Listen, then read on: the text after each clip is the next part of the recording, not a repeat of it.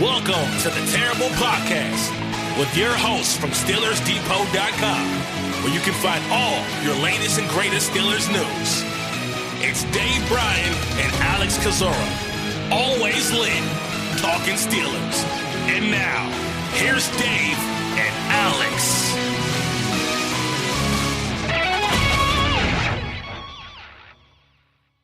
Welcome to the Terrible Podcast, Season 11, Episode 39. He's Dave Bryan. I'm Alex Kozora, SteelersDepot.com. Glad you guys are back with us this Wednesday. Steelers Nation may be using us as a bit of an escape from all of yesterday's news. Dave Bryan, how you doing? I'm doing great. We need to get you on and off this podcast today because I believe you're starting quarterback for the Cowboys. The last report I got there. So Bonucci out, Kozora in. I could probably do that as well as Ben DiNucci did last week, unfortunately. We'll talk about Dallas a little bit and their quarterback situation. And speaking of the Dallas Cowboys, as our guest of the show today, we will have on Michael Gehlken, who covers the Cowboys for the Dallas Morning News. Be sure to follow him at Gehlken NFL. Really good conversation we had with him a little bit earlier, and so we'll talk to him and throw to him a little bit later in today's show. I am old enough now where Mike, and I've done this long enough now where Michael Gehlken has been on this show 3 different times now. Way back when, let me tell you some stories about the San Diego Chargers, Alex. The legend, the lore. But no, just blessed to have, just such a Rolodex we developed over the years. And it's been years since we've had Michael Gehlken on. Long-time listeners, I know we have several of those out there, are probably excited once they hear that name because he does such a good job with his analysis of the opposing teams. He does, absolutely. I think he's just there's an omen, though. Whenever he covers a team, that team moves. Well, he covered the Raiders. He's covered the Chargers. So I'm looking forward to the Des Moines Cowboys in 2021. But we'll talk to Michael a little bit later in the show. To start things off, Dave, let's talk about Mike Tomlin, who had his Tuesday press conference yesterday, as he does every single week. And we will begin with the injury report. And the prognosis is basically what was already reported on guys like Cam Hayward and Tyson Alu, or Hayward dealing with the quad, Alu with that MCL sprain. Both guys questionable this week, according to Mike Tomlin. Said they were more optimistic about Hayward's status than Alu. Again, very much in line with the initial reporting on that from the national media. So that is the lay of the land right now, as the Steelers' defensive line depth is currently being tested with a couple injuries they're dealing with. Boy, what a great week to have the bye week here, right? Oh, did I say that? No, in all seriousness, though, you look at the opponent that they have, and there's no gimmies in the NFL. There's no such thing as a trap game, that kind of thing. But, I mean, if you had to circle kind of the way things have transpired on this schedule so far, obviously coming out of a black and blue game, if you will, against the Baltimore Ravens, a couple of guys on the defensive line that you mentioned there getting banged up in Cameron Hayward, Tyson Alu. I would term it, regardless of what Mike Tomlin said during his press conference, being more optimistic about Hayward, yada yada. I would consider both those guys highly questionable as we start the week right now. Kind of the game that if you feel that you can get by without either one of those games, and I know there's no gimmies in the NFL, but if you can get by and give those guys much needed week off to not have to kind of play through these injuries, I think you try to do that. He did say that more optimistic when it comes to Cameron Hayward. We've heard him say he's been more optimistic about other guys in the past. Those guys have ended up not playing. So we'll see where the rest of this week goes. I would expect the weekly Wednesday injury report for the Steelers to be quite lengthy. It might be the longest one we've seen in this season here. But a lot of the guys that won't practice probably on Wednesday by the end of the week will. But I think when the dust settles, there are going to be a couple of them that don't at all. And I wouldn't be surprised if Tyson Alu and Cameron Hayward are within that set there. As far as the rest of the injury report goes, it sounds like, and I always like to use that carefully over the years here. Mm-hmm. It sounds like Derek Watt and Jordan Dangerfield are going to be full goes this week. Now, Derek Watt with a hamstring did dress, as we already mentioned, against the Baltimore Ravens. He did not see the field, however. And then, obviously, Jordan Dangerfield with that quadricep was inactive for that game. Mike Tomlin sure made it sound like those guys are going to be set to practice again or start practicing or back at practice this week and made it sound like both those guys are going to be good to go come the weekend. Another guy who was inactive this past week, Ulysses Gilbert III with that back injury. I didn't get a good read overall, but less than what Tomlinism did we have there? Less than available. Yeah, he said UG3 was less than available, which initiated the Williamson trade. Okay, well, that's how my wife describes me sometimes, so that's not necessarily a good deal to be less than available. He later on said in the when asked about Ulysses Gilbert during a press conference, he says, "We'll see. It depends on how his back behaves." And it did not sound promising. I don't like UG3's chances to play this week. Yeah, I don't like him either. And you start calling into question now what's going on with that back with this kid now, and that's not a great sign with him. Obviously, his rookie 2019 season was cut short by quote unquote a back injury there, so that's not good. Obviously, Chris Wormley on IR still, so he's not going to play this week. What else do we have on the injury report that I'm missing here? Well, the big one is Stefan Wisniewski, just in terms of if he's going to be activated today. Is the deadline? Is it 4 o'clock today? They're going to make a decision on Wisniewski, correct? I think it is. Yeah, the 21-day window is now over with, so I think they have to and no move at all would probably signify that he's going to stay on IR. So I would expect that we'll get word on, maybe by the end of this podcast we'll have some word on that. But normally, the Steelers aren't just going to get him, start his window and things of that nature if they don't feel things are going to go in a positive direction with him. So either he had a setback, that's going to prevent him from being activated, or he's going to be activated today. And being as how there's really been no word about that, other than Mike Tomlin says, they have to have a decision to make today. I have no reason to think that he won't be activated back to the 53-man roster today, obviously barring some sort of setback with that pectoral injury. Yeah, I agree. He should be activated today. We'll see what the corresponding move is. Will it be Duran Gray getting cut and sent back to the practice squad? Potentially. We'll have to wait and see. Cam Hayward, for whatever that's worth, says his leg is fine, getting better every day. I think he's going to play. That's just my gut right now, because he's just a tough dude, and maybe they'll limit his snaps a little bit and try to have a heavier rotation, but I think he's going to go. Alualu, I fully expect to miss. UG3, I fully expect to miss. As you said, Watt, Dangerfield should play. Mike Hilton is still kind of a little cloudy on the nature of that injury, but I think this is probably going to be the week he does return after missing 2 games. So we'll see. I don't expect really a lot of those guys to practice today outside of Watt and Jordan Dangerfield, and we'll revisit things on Friday. Yeah, we'll see. They brought a kid in, the Christmas kid out of FSU in for a visit. So by the end of the, however long the protocol and all takes on that, we could potentially maybe see him added to the practice squad. But the practice week will be about over with by the time this gets clear. All that stuff goes into effect there. And for clarification, his name's DeMarcus Christmas. You called him the Christmas kid. He's not one of Santa's helpers or something. Oh, he's not an elf. He's definitely not as. He's definitely a lot bigger than. Isn't this a kid that they had some seemingly passing interest in? I didn't see a reference to it on the site. We have a report on DeMarcus Christmas. Just great job by Tom, me to have that report ready for us to pull up and reference, assuming he does get signed, not guaranteed yet.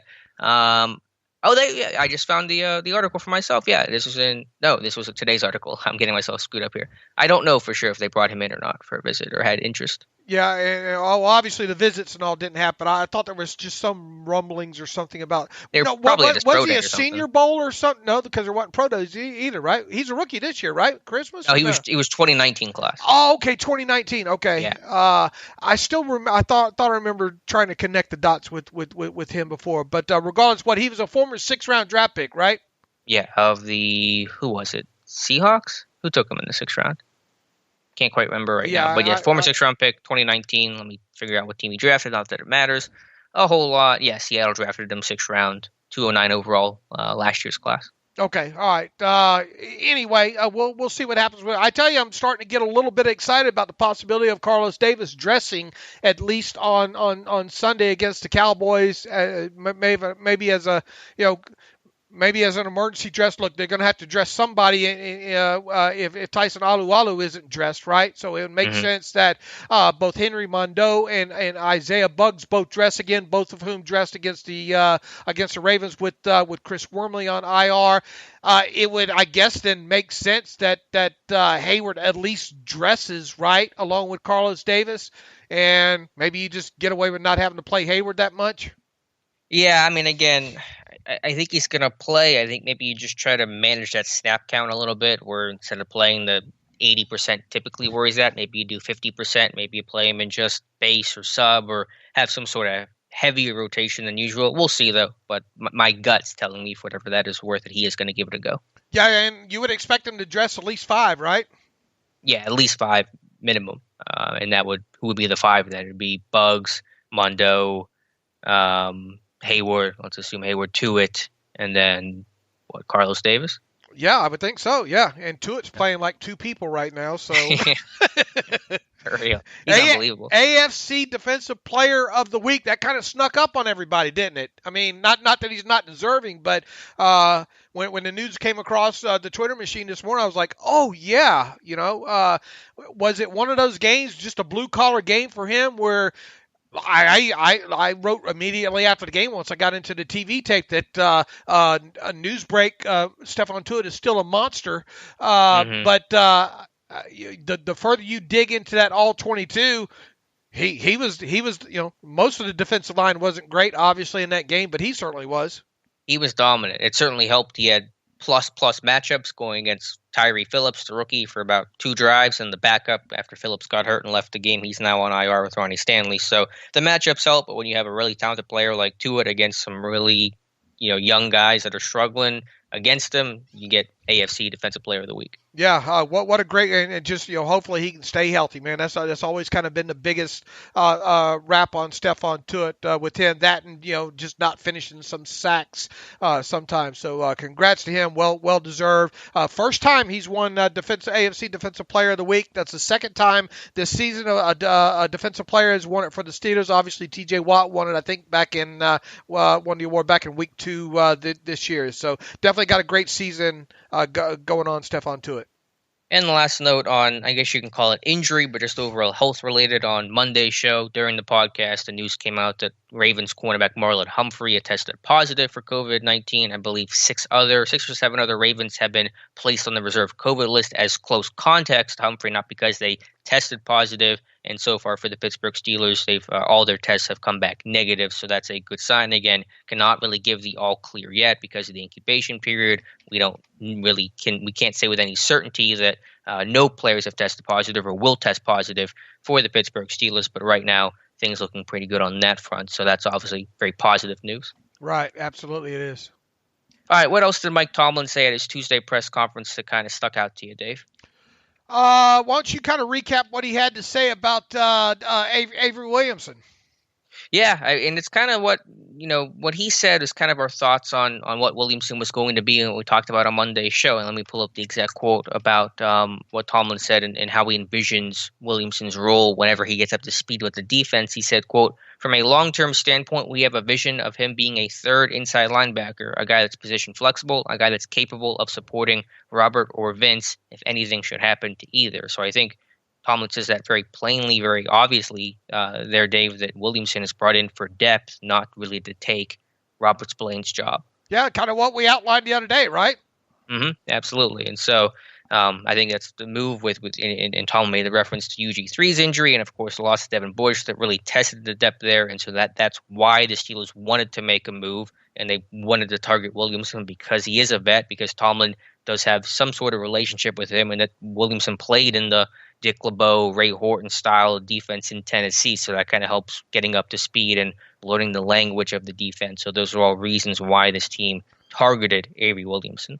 Now, is it possible that you get 3 games from now and you get to a point where, okay, well, maybe Avery Williamson might be might need to be the one maybe taking a little bit more of a bigger role in this thing? Yeah, it's possible, but there was no way this team was going to bring in Avery Williamson and instantly just replace a guy like Robert Spillane. Spillane has played well enough to this point that he deserves to continue to play the role that he's in. Now, can he possibly play himself out of the job? Yes, that is possible. But for now, it would not make sense. It's not the MO of Tomlin to bring a guy in like this off the street midseason and just throw him in on top of another younger player who's worked his way up the depth chart, if you will, and especially one that's not playing awful right now. Yeah, I think that obviously anything can change a month from now, and if Spillane struggles or obviously there's an injury, Williamson can step in. But I don't think there's going to be a big role for him in base or in sub right now. And so I think really you're just going to kind of roll with Spillane and Vince in base and nickel, and then dime will still be interesting, assuming UG3 is out. I think they probably don't play a lot of dime, A, but B, when they do, it'll be Marcus Allen the way it was Sunday versus Baltimore. So we'll see, but I really think, and Tomlin made it, because he's usually really cagey about this stuff, but he made it pretty clear that Avery Williamson is coming in just to be the number 3 inside linebacker and just be more of a depth guy than he is going to be really playing heavily on defense. Do you think he was that open about it just so make sure the team knows? Yeah, I think Tomlin has always said that he uses these press conferences as a microphone to speak to the team, and so I'm sure when you see a guy like Robert Spillane hears the news about Avery Williamson get dealt, he's wondering, okay, is he coming for my job? And I'm sure teammates are wondering, well, Spillane's playing well. We like Spillane. He's got our respect, and what's going on there. So I think that that was a way for Tomlin to get that message to players that Williamson is not here to immediately take someone's job, which could potentially upset the feeling and dynamic in the locker room. And here's the thing, too, about and we don't know officially when the clock has started on Avery Williamson and the COVID stuff. Look, there's that whole 6-day thing. I thought the Washington Post did a great job explaining that in a recent article that they had done on the matter. Saturday-ish kind of thing. It sounds like with Avery Williamson. I can't see, maybe, let's see, if he was traded for on Sunday night, right? And let's say Monday was the was day 1 for him. Monday, Tuesday, Wednesday, Thursday, Friday. That would make him the first available day that him being around the team would be Saturday. Is that the way you're reading that? Correct. I think all indications so far have been Saturdays when Williamson will be allowed back into the facility, assuming he passes all of his COVID testing. And so he may dress Sunday, but obviously he'll be very much behind the 8 ball. So if he dresses, he may play a little bit on special teams, but obviously he's just there just to dress and not do a whole lot else. Right. And it might be one of those things, too, where, look, it's just you have to have a certain amount of players dressed, and he's one of the healthy ones that it's going to be like Derek Watt, dressed, but that's about it. Yeah, and who knows if you can get him to run up and down on a couple times on maybe a punt coverage or something like that. I'm holding my breath with a guy like him at his age right now, doing something on special teams, but we'll see. He's obviously not going to be a core player, but he's 28. He's not that old to be on but teams. Typically when they typically you don't see that. I don't think. But look, I'm not ruling it out. We'll obviously track them. And when you look at the potential inactives as we sit here right now, Dobbs. Well, it's too early to draw them out because we don't know what's going to happen with the Wisniewski move and all like that. But there is a good chance that regardless, Mike Tomlin talked about, they're having the kind of the virtual kind of meetings, obviously going to get them caught up on, defensive strategy and scheme and all like that. And I think Avery's a smart enough kid where he can take all that in quickly and at least learn enough where he can be a dressed body on Sunday. So that's kind of where I'm leaning right now with him. Me too, and there's a good interview with Avery Williamson with I don't know exactly how to pronounce his last name, but Joey Malerno from Barstool Sports, Cup of Joey podcast, and he had Avery on, and I listened to that this morning, and so we'll cover that for the site. But some good insight into Williamson's game and his thoughts on becoming a Pittsburgh Steeler. All right, where else?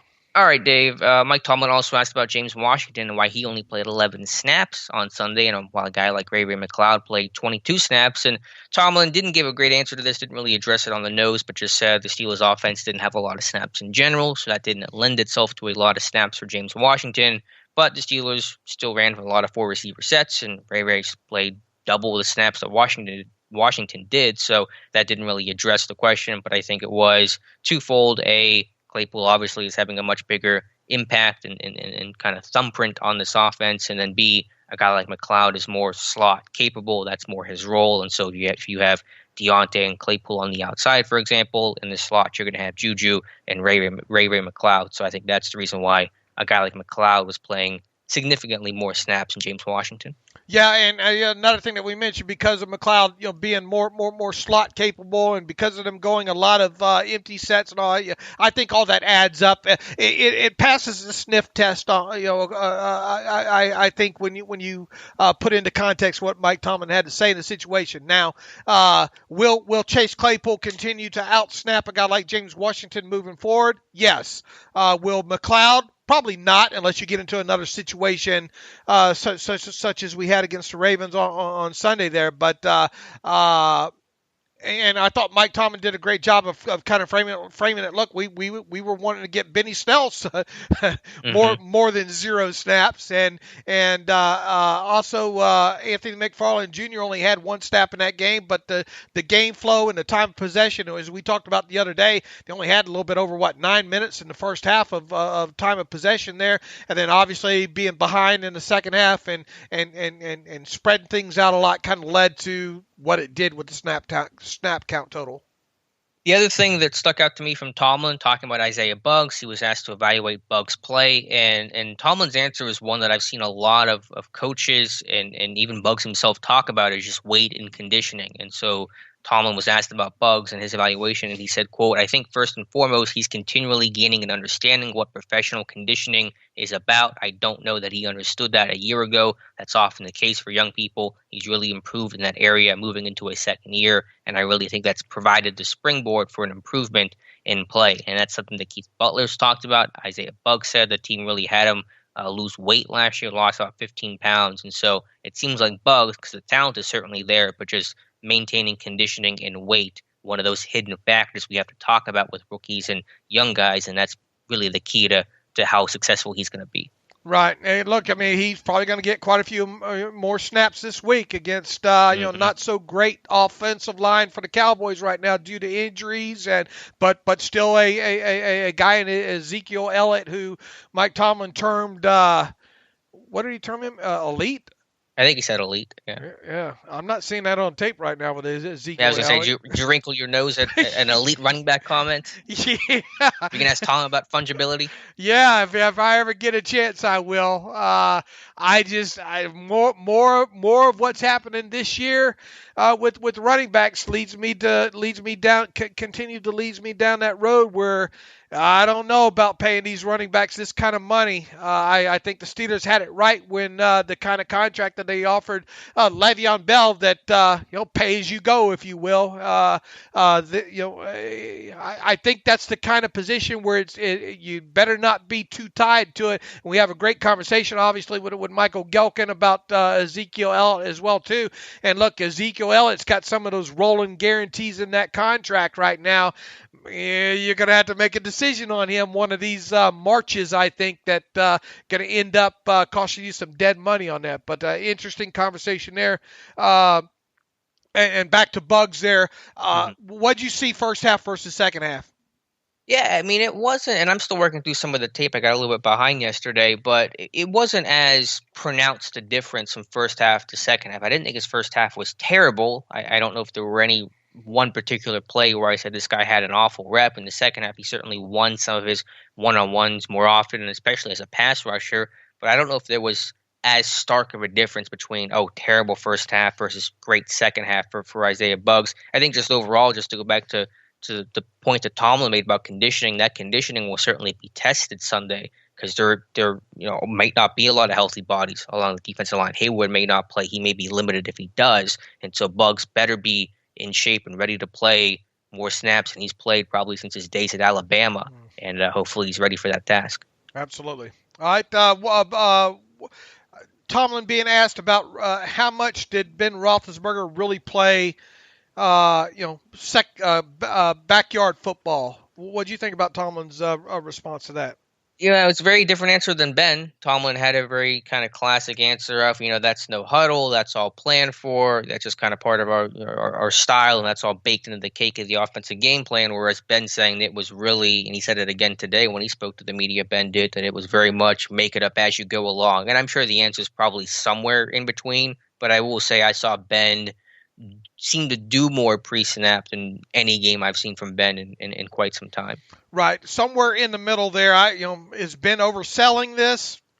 He wouldn't do that, would he? I think Ben is overselling it a little and Tomlin is underselling it a little. Right. Just interesting to kind of see the back and forth on this. And look, I think you put on Twitter yesterday or last night about the differences when they went to the 0-1 personnel, right? Yeah, I mean, that was, to me, one of the starkest numbers, and I'm not surprised by these, but it is interesting to put the exact number to it. And again, our thanks to Tom Mead, who does the offensive charting for this. Ben's numbers out of 0-1 personnel, which is 4 receivers on the field, no running backs, and 1 tight end. Ben out of that personnel, 15 for 17, 148 yards, and 2 touchdowns. Ben throwing out of every other personnel grouping, 6 for 15, 27 yards, and no touchdowns. So, the offense really only worked, the passing game really only worked out of that 4 receiver set. And to me, that was by far the number one reason why that Steelers offense turned around the second half and why the Steelers bounced back in the second half and why they won that game. I once you put those numbers out, I drilled them down a little bit further into average passing distance, targeted yards and completed yards, and that was obviously some of Ben's highest numbers of the game when running those. What was the total? 17 pass attempts. Yeah, 17 attempts out of right. 0-1. I just had the final numbers here. 6.41 was his average yard distance attempted on those plays, and his average completed distance was 5.33 yards on those. Both of those numbers are obviously larger than what the game number averages were there. So not drastic, but pushing the football down the field a little bit farther than what he was obviously in normal situations, and being as how what his final numbers of the game were, that's quite a noticeable. It just goes to show you that prior to going to that spreading it all out, he really was throwing a lot shorter. I'm talking about 4, probably on average about 4 yards past the line of scrimmage.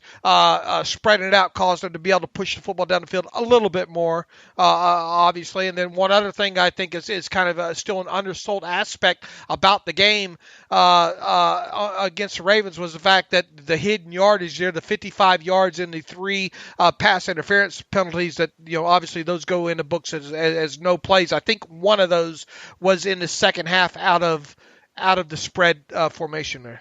Okay. Yeah. And I made the point the other day on Twitter, I think on the podcast on Monday, and Ben reiterated that point today talking with the media was, I think, being in that 0-1 personnel 4 receiver sets forced Baltimore to have to cover more, that they couldn't bring their pressure looks, they couldn't bluff pressure, they couldn't bring DBs like Chuck Clark and Deshaun Elliott that they're so fond of really hammering home and so effective in the first half. So it forced Baltimore to play with more 4-man rushes, to have their cover guys covered, to declare any blitzes they were bringing, and that let Ben just kind of pick Baltimore apart with some of those short passes and rub routes and things that you're talking about, Dave. So for a variety of reasons, that was the key to the Steelers' success in the second half. Yeah, and I think to some degree, look, I'm not totally getting on Ben for the way he's describing it. I just think he's kind of overselling it. Yeah, you're probably going to tell one side, okay, this is the combination I want to see over here because of what we're being presented across us. So I'm not totally diminishing it. I just don't think it's I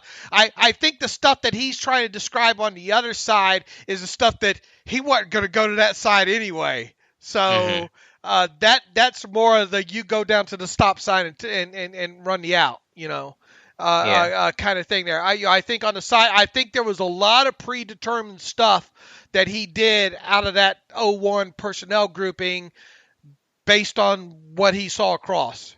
Sure. Well, regardless, it worked, and it was the only thing that worked for the offense, but it was enough to get the job done in the second half and ultimately come out with a victory. Right. I mean, it's typical no-huddle stuff, I think, for the most part that we saw mostly in that second half. Last thing from Tomlin that was kind of piqued my interest, had my intent to go up a little bit, talking about the Steelers 3-5 package when they had three outside linebackers on the field, T.J. Watt, Bud Dupree, and Alex Highsmith. And Tomlin said that it was done largely to compensate for the lack of Mike Hilton, saying, quote, a lot of things that were going on in that game were in three receiver sets. They were in what you would globally refer to as kings. The lack of Mike Hilton was significant, so we did some things to try to level the playing field in that regard, and that probably speaks more to his value than it does some of the things that were going on at the linebacker position in terms of lack of availability. And some of that is true. The Steelers were in that 3-5 on 19 snaps Sunday, Dave. Only 6 of them came against 11 personnel, though. A lot of it came against heavier personnel, 21, 22 personnel. So there's a kernel of truth to what Tomlin says of doing this to combat 11 personnel, but really having 5 linebackers in the field doesn't really help you against 11 personnel when there's 3 receivers in the field. It was largely a response, though, to the heavier sets that Baltimore was running. All right. Good information there. And it just got me thinking that we glossed over to Mike Hilton in the injury report there. We didn't. I thought we mentioned it. We didn't mention it? No, I don't think we did. Going to be. I didn't get a good feel about where Mike Tomlin is on Mike Hilton. Did you? No, I think he put him questionable with Hayward and Alualu, but I think Hilton's got a good shot to play this week. All right. Obviously, it would be a big plus, especially as a run defender. When you talk about Mike Hilton, and would probably alleviate some of the use of those five linebacker groupings. And the Cowboys have a couple of good receivers. So they're going to probably be in a lot of 11 personnel with Cooper and Gallup and the rookie CeeDee Lamb. And so speaking of the Cowboys, while my train rolls on by, let's throw it to Michael Gehlken, who covers the Cowboys for the Dallas Morning News. You can follow Michael at Gehlken NFL and tell him you heard him on the Terrible Podcast. Let's talk to Michael, and we'll come back in a moment. Okay, welcome back to the Terrible Podcast. It is Wednesday, and that means we have an opposing beat writer in who covers the team that the Pittsburgh Steelers will be playing this week. That, of course, is the Dallas Cowboys in Dallas on Sunday. That means we have in with us Michael Gehlken. Michael, for our longtime listeners, has been on the show twice before. He previously covered both the San Diego Chargers when they were in San Diego and was an NFL / Raiders writer in Las Vegas for a little while as well, too. He now covers the Dallas Cowboys for the Dallas Morning News. So with that, we are pleased to have Michael Gehlken back on the show. Michael, welcome back to the Terrible Podcast.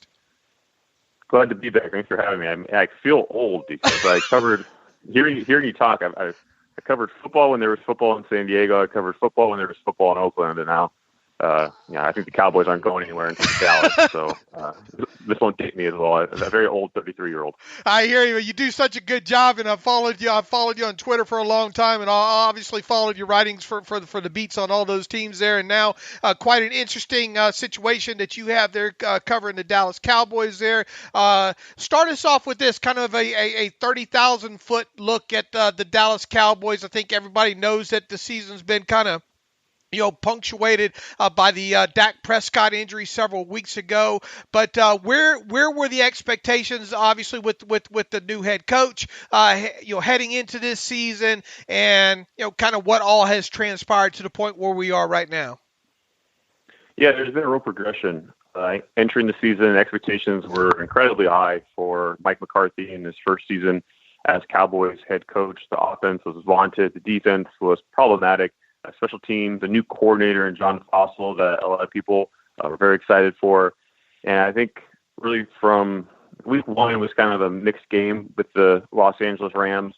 And week 2, it was very clear just how much the offense was, how strong the offense was, how weak the defense was, and how troubling the special teams unit was, even under Fossil. And then that's, I think, just So we had that early on in the year. We're like, wow, this offense is special, and this defense is atrocious, and the special teams, for there's a few week span there where they couldn't even get 11 guys on the field consistently. I think there were about 5 or 6 instances in like a 3-game span where they had 10 or 12 players on the field. So then Dak Prescott's injury happens, and that offense that was carrying the weight suddenly could not function at a even standard or a satisfactory level. It's been totally dismal, and now you have an offensive line that's been wrecked by injuries. You have the Cowboys expected to start their 4th quarterback in 5 games this Sunday. The defense is still bad.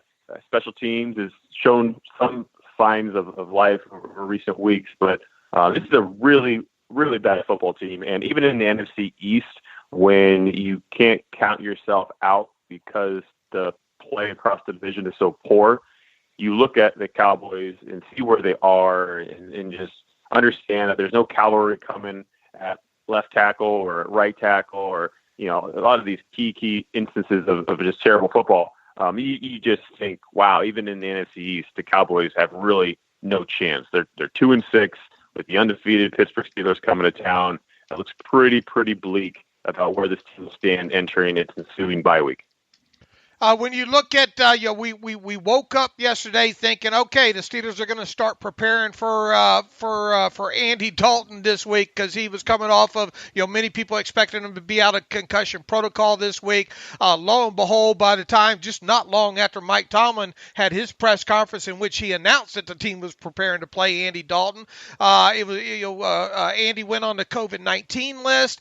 Then the expectations right away was that Ben DiNucci, the rookie quarterback out of JMU there, who started against the Eagles, would be the starter. And then not too terribly long after that, the word comes out that, hold on there, it's probably going to be either Garrett Gilbert or Cooper Rush there. What is the right decision? Obviously they're going to probably play games with this for the rest of the week, kind of keep the Steelers guessing, if you will. But what is the right decision this week for the Cowboys at quarterback? I think it'll come down to practice reps. You want to see how Cooper Rush looks. You want to see how Garrett Gilbert looks. I was definitely someone who, when everyone was saying, Ben DiNucci's going to start again, let's just wait on that, because Cooper Rush is someone who has an extensive history with Cowboys offensive coordinator Kellen Moore.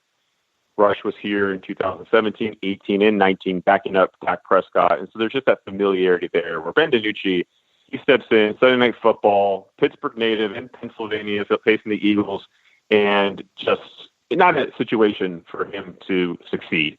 You have tackle is Cam Irving instead of Tyron Smith.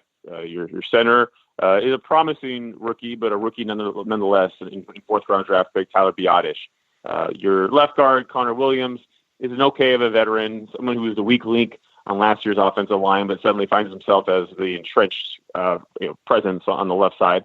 And then after all-world right guard Zach Martin, you have an undrafted rookie. I think Steelers fans will appreciate. It's Terrence Steele, the undrafted rookie who has really, really, really struggled this year to the point that people, a lot of fans are chiming for the team to kick out Zach Martin from right guard to right tackle and send Steele to the bench, because in a number of areas, while having some moments, has just not been, just proven to be a raw player, which is to be expected for an undrafted rookie. And so that was the unit that Ben DiNucci had for protection. He was sacked 4 times, strip sacked on 2 of them. One of those was returned for a 50-plus yard touchdown that really iced the game. Not a situation for success. And so the Cowboys took a look at the way Ben DiNucci performed and have come to the decision that they need to explore their alternatives. And so Cooper Rush is the one that I've thought from the jump, based on the relationship with Kellen Moore, was the favorite to start. Garrett Gilbert is someone whom the Cowboys signed off of the Cleveland Browns practice squad in October. He's still new here, so he hasn't. I know there was no preseason for anybody, but he wasn't even here in training camp, and so it's very difficult for the Cowboys to feel great about where they stand at quarterback right now. It's just like you don't have a plan when you lose your left tackle, Tyron Smith. He played 2 games this season for the year, and you don't have a plan when you also lose Lyle Collins, your starting right tackle, before the season even begins. It's hard to feel great about your number 3, number 4, number 5 offensive tackle. Well, it's certainly tough to feel good about your number 5 quarterback, and that's or number 4 quarterback, and that's where the Cowboys are after having three quarterbacks in training camp, and all of them haven't been able to be available here, for some variety of a reason. Before I turn it over to Alex here for several questions here, not that it needs much recapping there based on everything that's happened for him so far. Obviously, Andy Dalton going on the COVID list. So, what's the rest of the injury report probably going to look like Wednesday when it's released? The first one for Week 9 there, and are they indeed going to get Chidobe Awuzie back this week from the IR list? They do expect to get Awuzie back, and we haven't seen him since the cornerback suffered a hamstring injury in Week 2. So that would be a positive for the Cowboys. I don't think we should get too excited. Like, this is going to change the way this matchup is. I think we all expect it to go. But yeah, you get Awuzie back, and then you have the bye week. That's a good thing, I suppose, for the secondary. It's very difficult right now to be optimistic about how any return from injury is going to alter the landscape of the rest of the Cowboys season outlook. But yeah, Awuzie should be back. Injuries is actually the one positive coming out of that loss on Sunday. It was the first time all season that the Cowboys have not had an injury to report from the game. We didn't see anyone go into the blue sideline medical tent. We didn't see anything or hear anything be announced in the press box in terms of an injury. So all in all, in terms of new injuries, the Cowboys look pretty good there. At least that's what they thought before learning about the Andy Dalton situation. They really thought they would have him back this Sunday against Pittsburgh. Michael, obviously it's been a tough year for the Cowboys offense after Dak went down, and for Zeke Elliott, he's a really talented running back, but running behind that offensive line has been tough. He's also had fumble issues too, 5 fumbles already in 2020, more than he had all of last year. Is there a recurring theme for why he's struggling with ball security? Is there a particular coaching point that's being addressed, or just why is he fumbling the football at such a high rate right now? Yeah, Cowboys definitely have taken a hard look, of course, at those fumbles. You mentioned the 5 that he lost. I believe it was a 4-game span that those 5 transpired. 5 fumbles that he had, 4 of them that he lost. All 4 of those led to touchdowns. And so, which says as much about the Cowboys' defense as anything. But they haven't been able to find necessarily. I mean, there have been some obvious ones where the ball's been too far away from where he should be tucking it. But, there's been other ones that didn't fit that bill. So after the 5th fumble, he had 2 of them in the most recent game that he fumbled. After those 4th and 5th fumbles, he went back and reviewed every single fumble of his NFL career and really honed in. He hasn't fumbled since. We'll see, whether or not over the course of time it's proven to be he's actually addressed the problem. But the fumble and the ball security has been definitely uncharacteristic for Zeke Elliott. There's been some other things too about Zeke's season. We haven't seen. He's been stellar overall in pass protection, although he hasn't been certainly perfect there in that area. We've seen drops. He had 1 game where he had 3 of them. That was very costly. One probably most troubling thing going on right now with Ezekiel Elliott is his lack of explosive runs. He's got 1 run of more than 20 yards, and just there was a time not too long ago, certainly before his contract, where if he got to the second level, you would have bet to the person, the buddy on the couch sitting next to you, that he was going to get to the 3rd level as well. And he just hasn't been able to really do that. Those explosive runs have been very few and far in between. Tony Pollard has a little bit more juice right now to the backfield. And so I would expect that you would see those two kind of working hand in hand. But the running game, and obviously chalk it up to the instability on the offensive line. But nonetheless, it has been a disappointment this season. Well, that was going to be my follow-up, is the lack of explosive runs for Zeke because he's not even getting to the second level because of the O-line struggles, or is Zeke not making the plays in open grass that he's made in previous years? I think you probably point to a bit of both, but when you're paying Ezekiel Elliott, you probably want to lean toward the side of, as a running back, you got to make it happen because you're paid to be a special running back. You're paid to be the best running back in the league. And he's not that. He wasn't that last year either, but he's supposed to be that. Christian McCaffrey has since leaped him in terms of pay, and I don't have the spreadsheet in front of me in terms of if anyone else has either. But nonetheless, it's very clear that Ezekiel Elliott is not performing at the level that he should be, given the scale of his contract. The Steelers have seen rookie receiver Chase Claypool make an immediate impact this year. Dallas has had a similar story with CeeDee Lamb. Given how tough of a transition it was going to be for any rookie receiver, even under the best of circumstances, but especially under these pandemic circumstances, what has allowed CeeDee Lamb to have immediate success, and how much is the quarterback injury is going to impact that production? Yeah, I think you framed that beautifully, which is it'd be impressive in any year when a rookie wide receiver starts the way that those two guys have done in the way that CeeDee Lamb has done here in Dallas. It's another when you do it without on-field activities in the spring, without within a bridge training camp with no preseason, and it's just been, I think, a carryover of the season has been from what we saw from CeeDee Lamb in training camp, which was he was consistent the way a veteran is consistent. His route running, his mental makeup, it just none of it was too big for him. He really embraced having to learn multiple positions, not just being someone who could line up in the slot or outside, but do a bit of both. Just has a great, a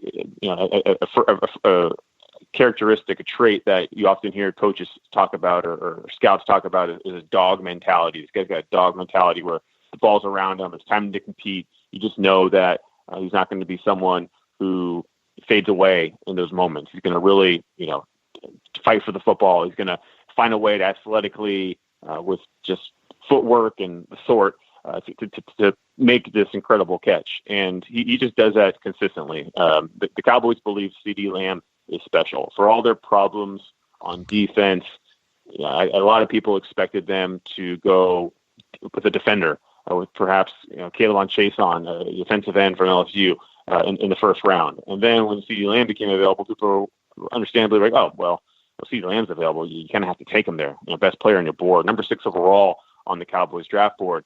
And since then, I think everything that we have seen from CeeDee Lamb, everything that he has shown, only reinforces that best player on the board, despite the issues on defense, was the right call in April. And I think adding a little to that point is Chaisson has not exactly thrived as a rookie thus far. So the Cowboys feel very, very good about CeeDee Lamb for a variety of reasons. And we can go into, there's some implications too with his 4-year contract with a 5th-year team option. That does a lot for the Cowboys roster building because they signed Amari Cooper to a 5-year, $100 million contract in March, but essentially it's a 2-year deal.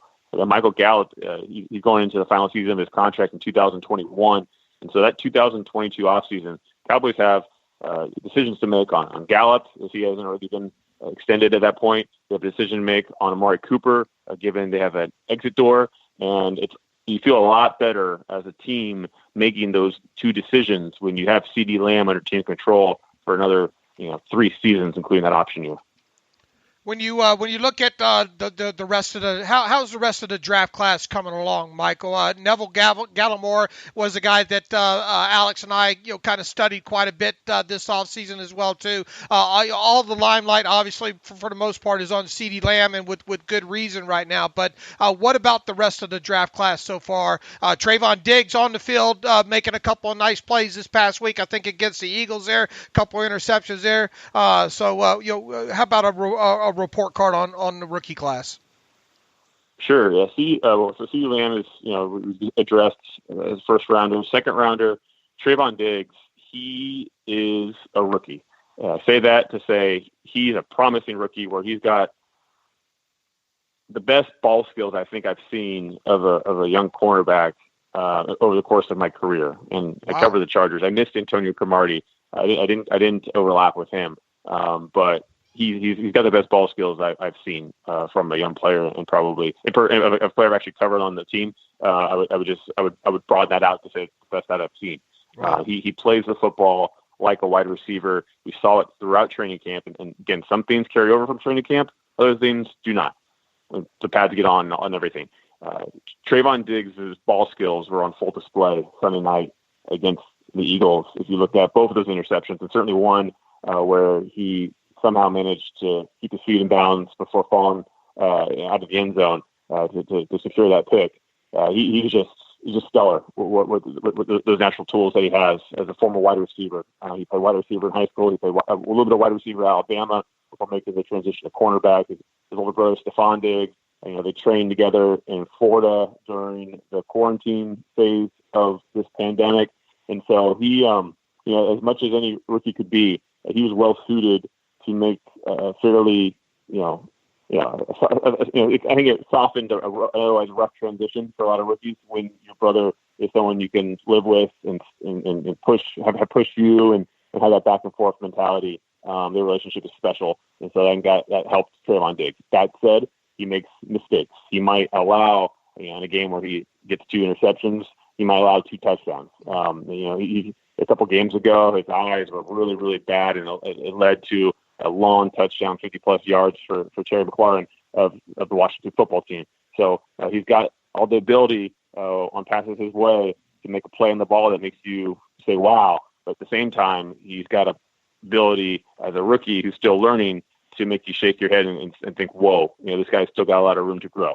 So that's Trayvon Diggs. 3rd round, you mentioned Michael Gallimore, defensive tackle, who Cowboys didn't necessarily expect to be playing this much. They lost Gerald McCoy, former Pro Bowler, free agency pickup for them. They lost him to a quad tendon tear on the very first individual drill period of the very first padded practice of this training camp. And so the Cowboys knew that quad was of concern. They put it in his contract to protect themselves if anything flared up. And they just didn't expect it to flare up, or certainly didn't hope it would flare up the way that it did so soon. And then Tristan Hill, a 2nd-round pick of 2019, he stepped in only to tear his ACL in week 5, the same week that the Cowboys lost Dak Prescott. And so suddenly you have Gallimore playing a whole lot of snaps, and he is a perfect example of I think just a difficult transition that a lot of interior defensive linemen face upon entering the NFL. And he, if you look at his college film, just overpowered people. He's the strongest guy, the most explosive guy in matchups in the trenches. And you get to the NFL, and suddenly you really can't win like that on size and on strength. It's really got to be your technique. That said, the Cowboys have been very impressed on Gallimore's approach mentally to getting better at his technique. It's just going to take some time, and that's kind of where he is. So he's not where he's going to be, as you could say with any rookie. You'd hope you want to see improvement, and it's very clear that he's got a lot of improvement to do. So the second half of the season for Neville Gallimore represents an opportunity to get playing time, to get experience, and make that jump over the offseason. If you can do all that healthy, make that jump that coaches expect any player to make from year 1 to year 2. The day 3 picks, I would skip over Reggie Robinson, a cornerback safety who hasn't seen a field at all.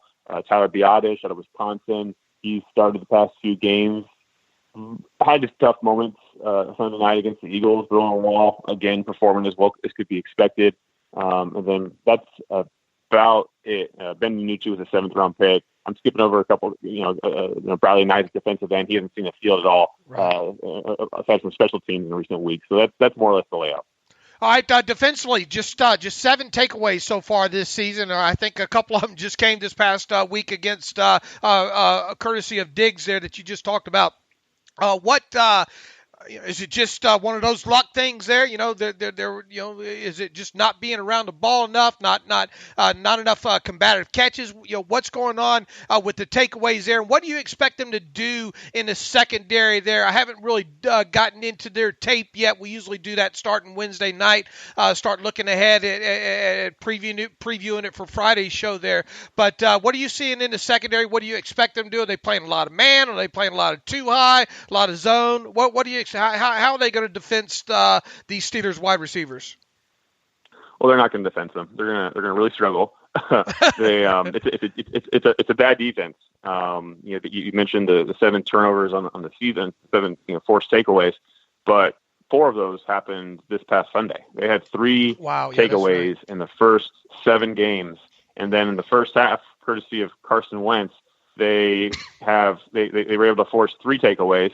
So they matched their season total in the first half of football, and they got a 4th takeaway in the second half. So they more than doubled their output there in one game. But that is not to think that suddenly this Cowboys defense albeit a more confident defense, has it all figured out. I think it starts with it's twofold. One is coaching. Mike Nolan was hired to be the Cowboys defensive coordinator. That was one of Mike McCarthy's hires, and it's a hire for which McCarthy has been criticized. Nolan, you empathize with any new coach who joins a team and doesn't have the instructional time that you envisioned upon taking the position. You didn't expect that the COVID-19 situation that was there, on the other side of the world in January, or at least so we thought. He was creeping in the United States, and then suddenly come March, it's a pandemic that's altering everything. In mini camps, extra instruction time that's designed for new coaching staff, and suddenly are completely removed from what the interaction coaches have with players. So most coaches would take a hard look at their defense. Most defensive coordinators would and say, "All right, maybe it's time to scale back my plan for this season. I'm only going to have so many reps, so many days with my guys. I had a great vision to be really multiple, to be really deceptive, to do all these different coverages and all these different techniques on the defensive line. I'm going to have Everson Griffin, who's played in a 3-point stance. I'm going to have him in a 2-point stance. Same thing for DeMarcus Lawrence. I'm going to do all these different things." Some guys would say, you know what, maybe let's not do that. Maybe let's have DeMarcus Lawrence and Everson Griffin, who've been comfortable in a 3-point stance their entire career. Let's just have them be in a 3-point stance. They've been Pro Bowlers at that. Let's just have them do that. Nolan entered this season, and for the first couple of games, it was very clear he did not adjust at all, at least nearly enough, of what he wanted to do with what the reality was of 2020. And the Cowboys players really, really struggled to feel that their coach was putting them in the best position to succeed. And that really, really was a problem over the first handful of weeks of the season. Even after Nolan scaled things back after week 2 began to scale things back. Even so, a whole lot of mental errors, a whole lot of just discomfort and blown assignments and miscommunication. It was very, very clear that the Cowboys were not comfortable in their new defense. Twofold. That's the first point. The second point is talent-wise, the Cowboys defense just isn't very good. DeMarcus Lawrence is fantastic at left defensive end, although they've moved him around a lot more under Mike Nolan, but he's primarily on the left side. He's been their best player, but you just look, Aldon Smith has done some really nice things as a pass rusher. He had 4 sacks over the first 3 games, I believe, which was leading the NFL for that point in time. Hasn't really shown up on the stat sheet as much since then. But they're just, linebacker play has been inconsistent. They lost Leighton Vander Esch, their Mike linebacker, in the very first quarter of the very first game because of a clavicle fracture. He broke his collarbone. He's since back, but still working in the form. Safety has been an issue. The Cowboys entered training camp with Ha Clinton Dix as the free agent addition, someone Mike McCarthy knew from Green Bay, someone who's going to start and be a leader in the back end. Within a couple of weeks, he was very clearly not the answer, and they even cut him during training camp. And so Darian Thompson became the safety opposite Xavier Woods. Thompson struggled, so they brought in Donovan Wilson, a 2019 6th-round pick who barely saw the field part of that. And this is after Darryl Worley, a failed experiment there. This is after Brandon Carr, a failed experiment there. They've really tried to figure out an answer at safety. And Wilson has flashed. He's been inconsistent, but he's flashed a little bit. And so he will be the starter on Sunday. But just not a whole lot of answers, a lot more questions for the Cowboys on defense.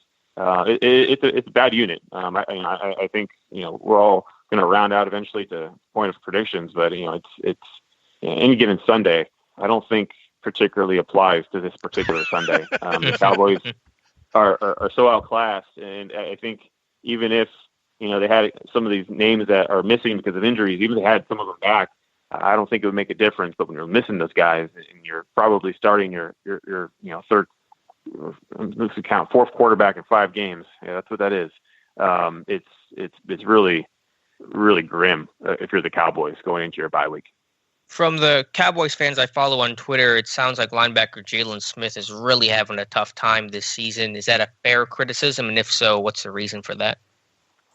I mean, John Owning is a great film analyst for the Dallas Morning News. He's based in California, but he does a ton of work on the Cowboys. And he did something during the game.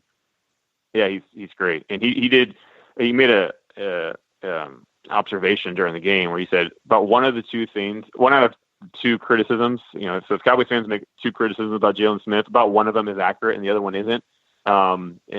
Sometimes things can just look bad, even if maybe he's doing his assignment. That said, trying to somewhat soften a little bit of that on Jalen, but I think a lot of it is very fair. Where Jalen Smith, he struggled last season. He struggled last season in his first technical Pro Bowl campaign, and when asked about some of those struggles, he really diminished their existence. He's a Mike linebacker, just wasn't really embracing that for a number of reasons last season. Had a number of errors or questions about him away from the building. Or just, some people wondered inside the building, is he prioritizing business interests more than football, or at least not to the ratio that it should be. So there were things like that, and he just struggled. He didn't come in as great physical shape in 2019 as he did in 18. And then when Jalen Smith was asked about those things, certainly after the season, it was kind of like he was gaslighting everybody and was really upbeat about what he had done and not really, I think, genuinely discussing some of those perceived, shortcomings. And so this season, he had a fantastic training camp going into the year. But there have been plays where you look at his performance, you look at his effort, and it sure looks like he's loafing on the back end of pursuits on a play here or there. And then just his movement doesn't always really inspire much confidence in him.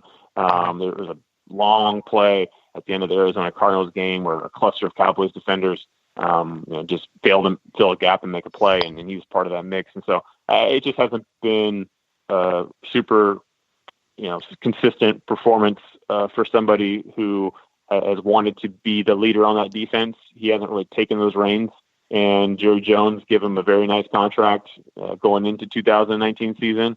And so I think all of that heightens the expectations, it heightens the scrutiny, and ultimately makes a bit of a disappointing season for Jalen. But again, even DeMarcus Lawrence, so he says, has been the best Cowboys player.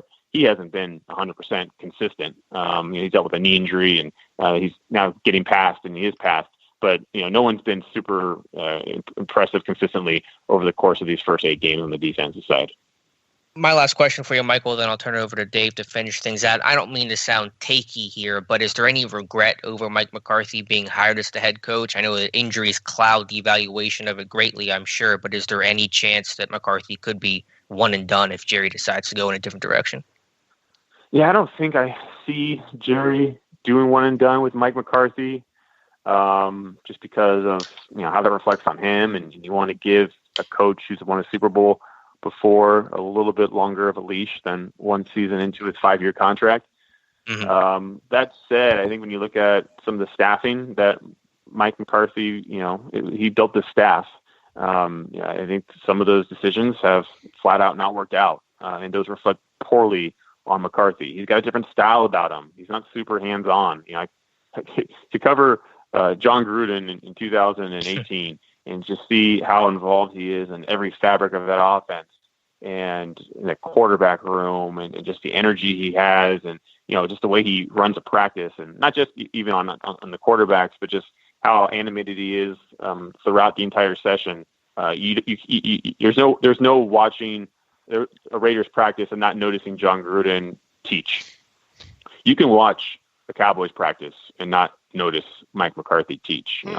We haven't seen regular season practices, but during training camp, he's very, hands off. He's not super loud. He often kind of stand off to the side, talking with Stephen Jones, talking with Will McClay, talking with other members of the front office, talking to Jerry, and he's very hands off. And hey, Kellen Moore is your offensive coordinator. You hired, you retained him to call plays and all that. But his style is definitely more macro and less micro management.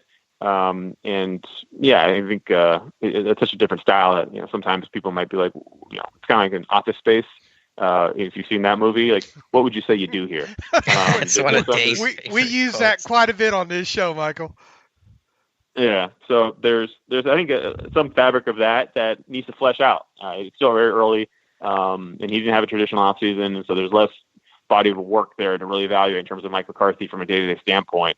Didn't have, he was supposed to be in California for training camp in Oxnard. He didn't have that, so it's a very unusual year. But I think it'd be fair to say that there are certain head coaches in the NFL have done better, in certain coaching staffs in the NFL who have done new coaching staffs who've done a better job handling all the adversity and rarity that is the 2020 NFL season than Mike McCarthy and his staff, which, considering, Cleveland Browns head coach is his first time as a head coach, and he has a new offensive coordinator, new defensive coordinator, and Mike McCarthy is supposed to be this established head coach who has a Super Bowl on his resume.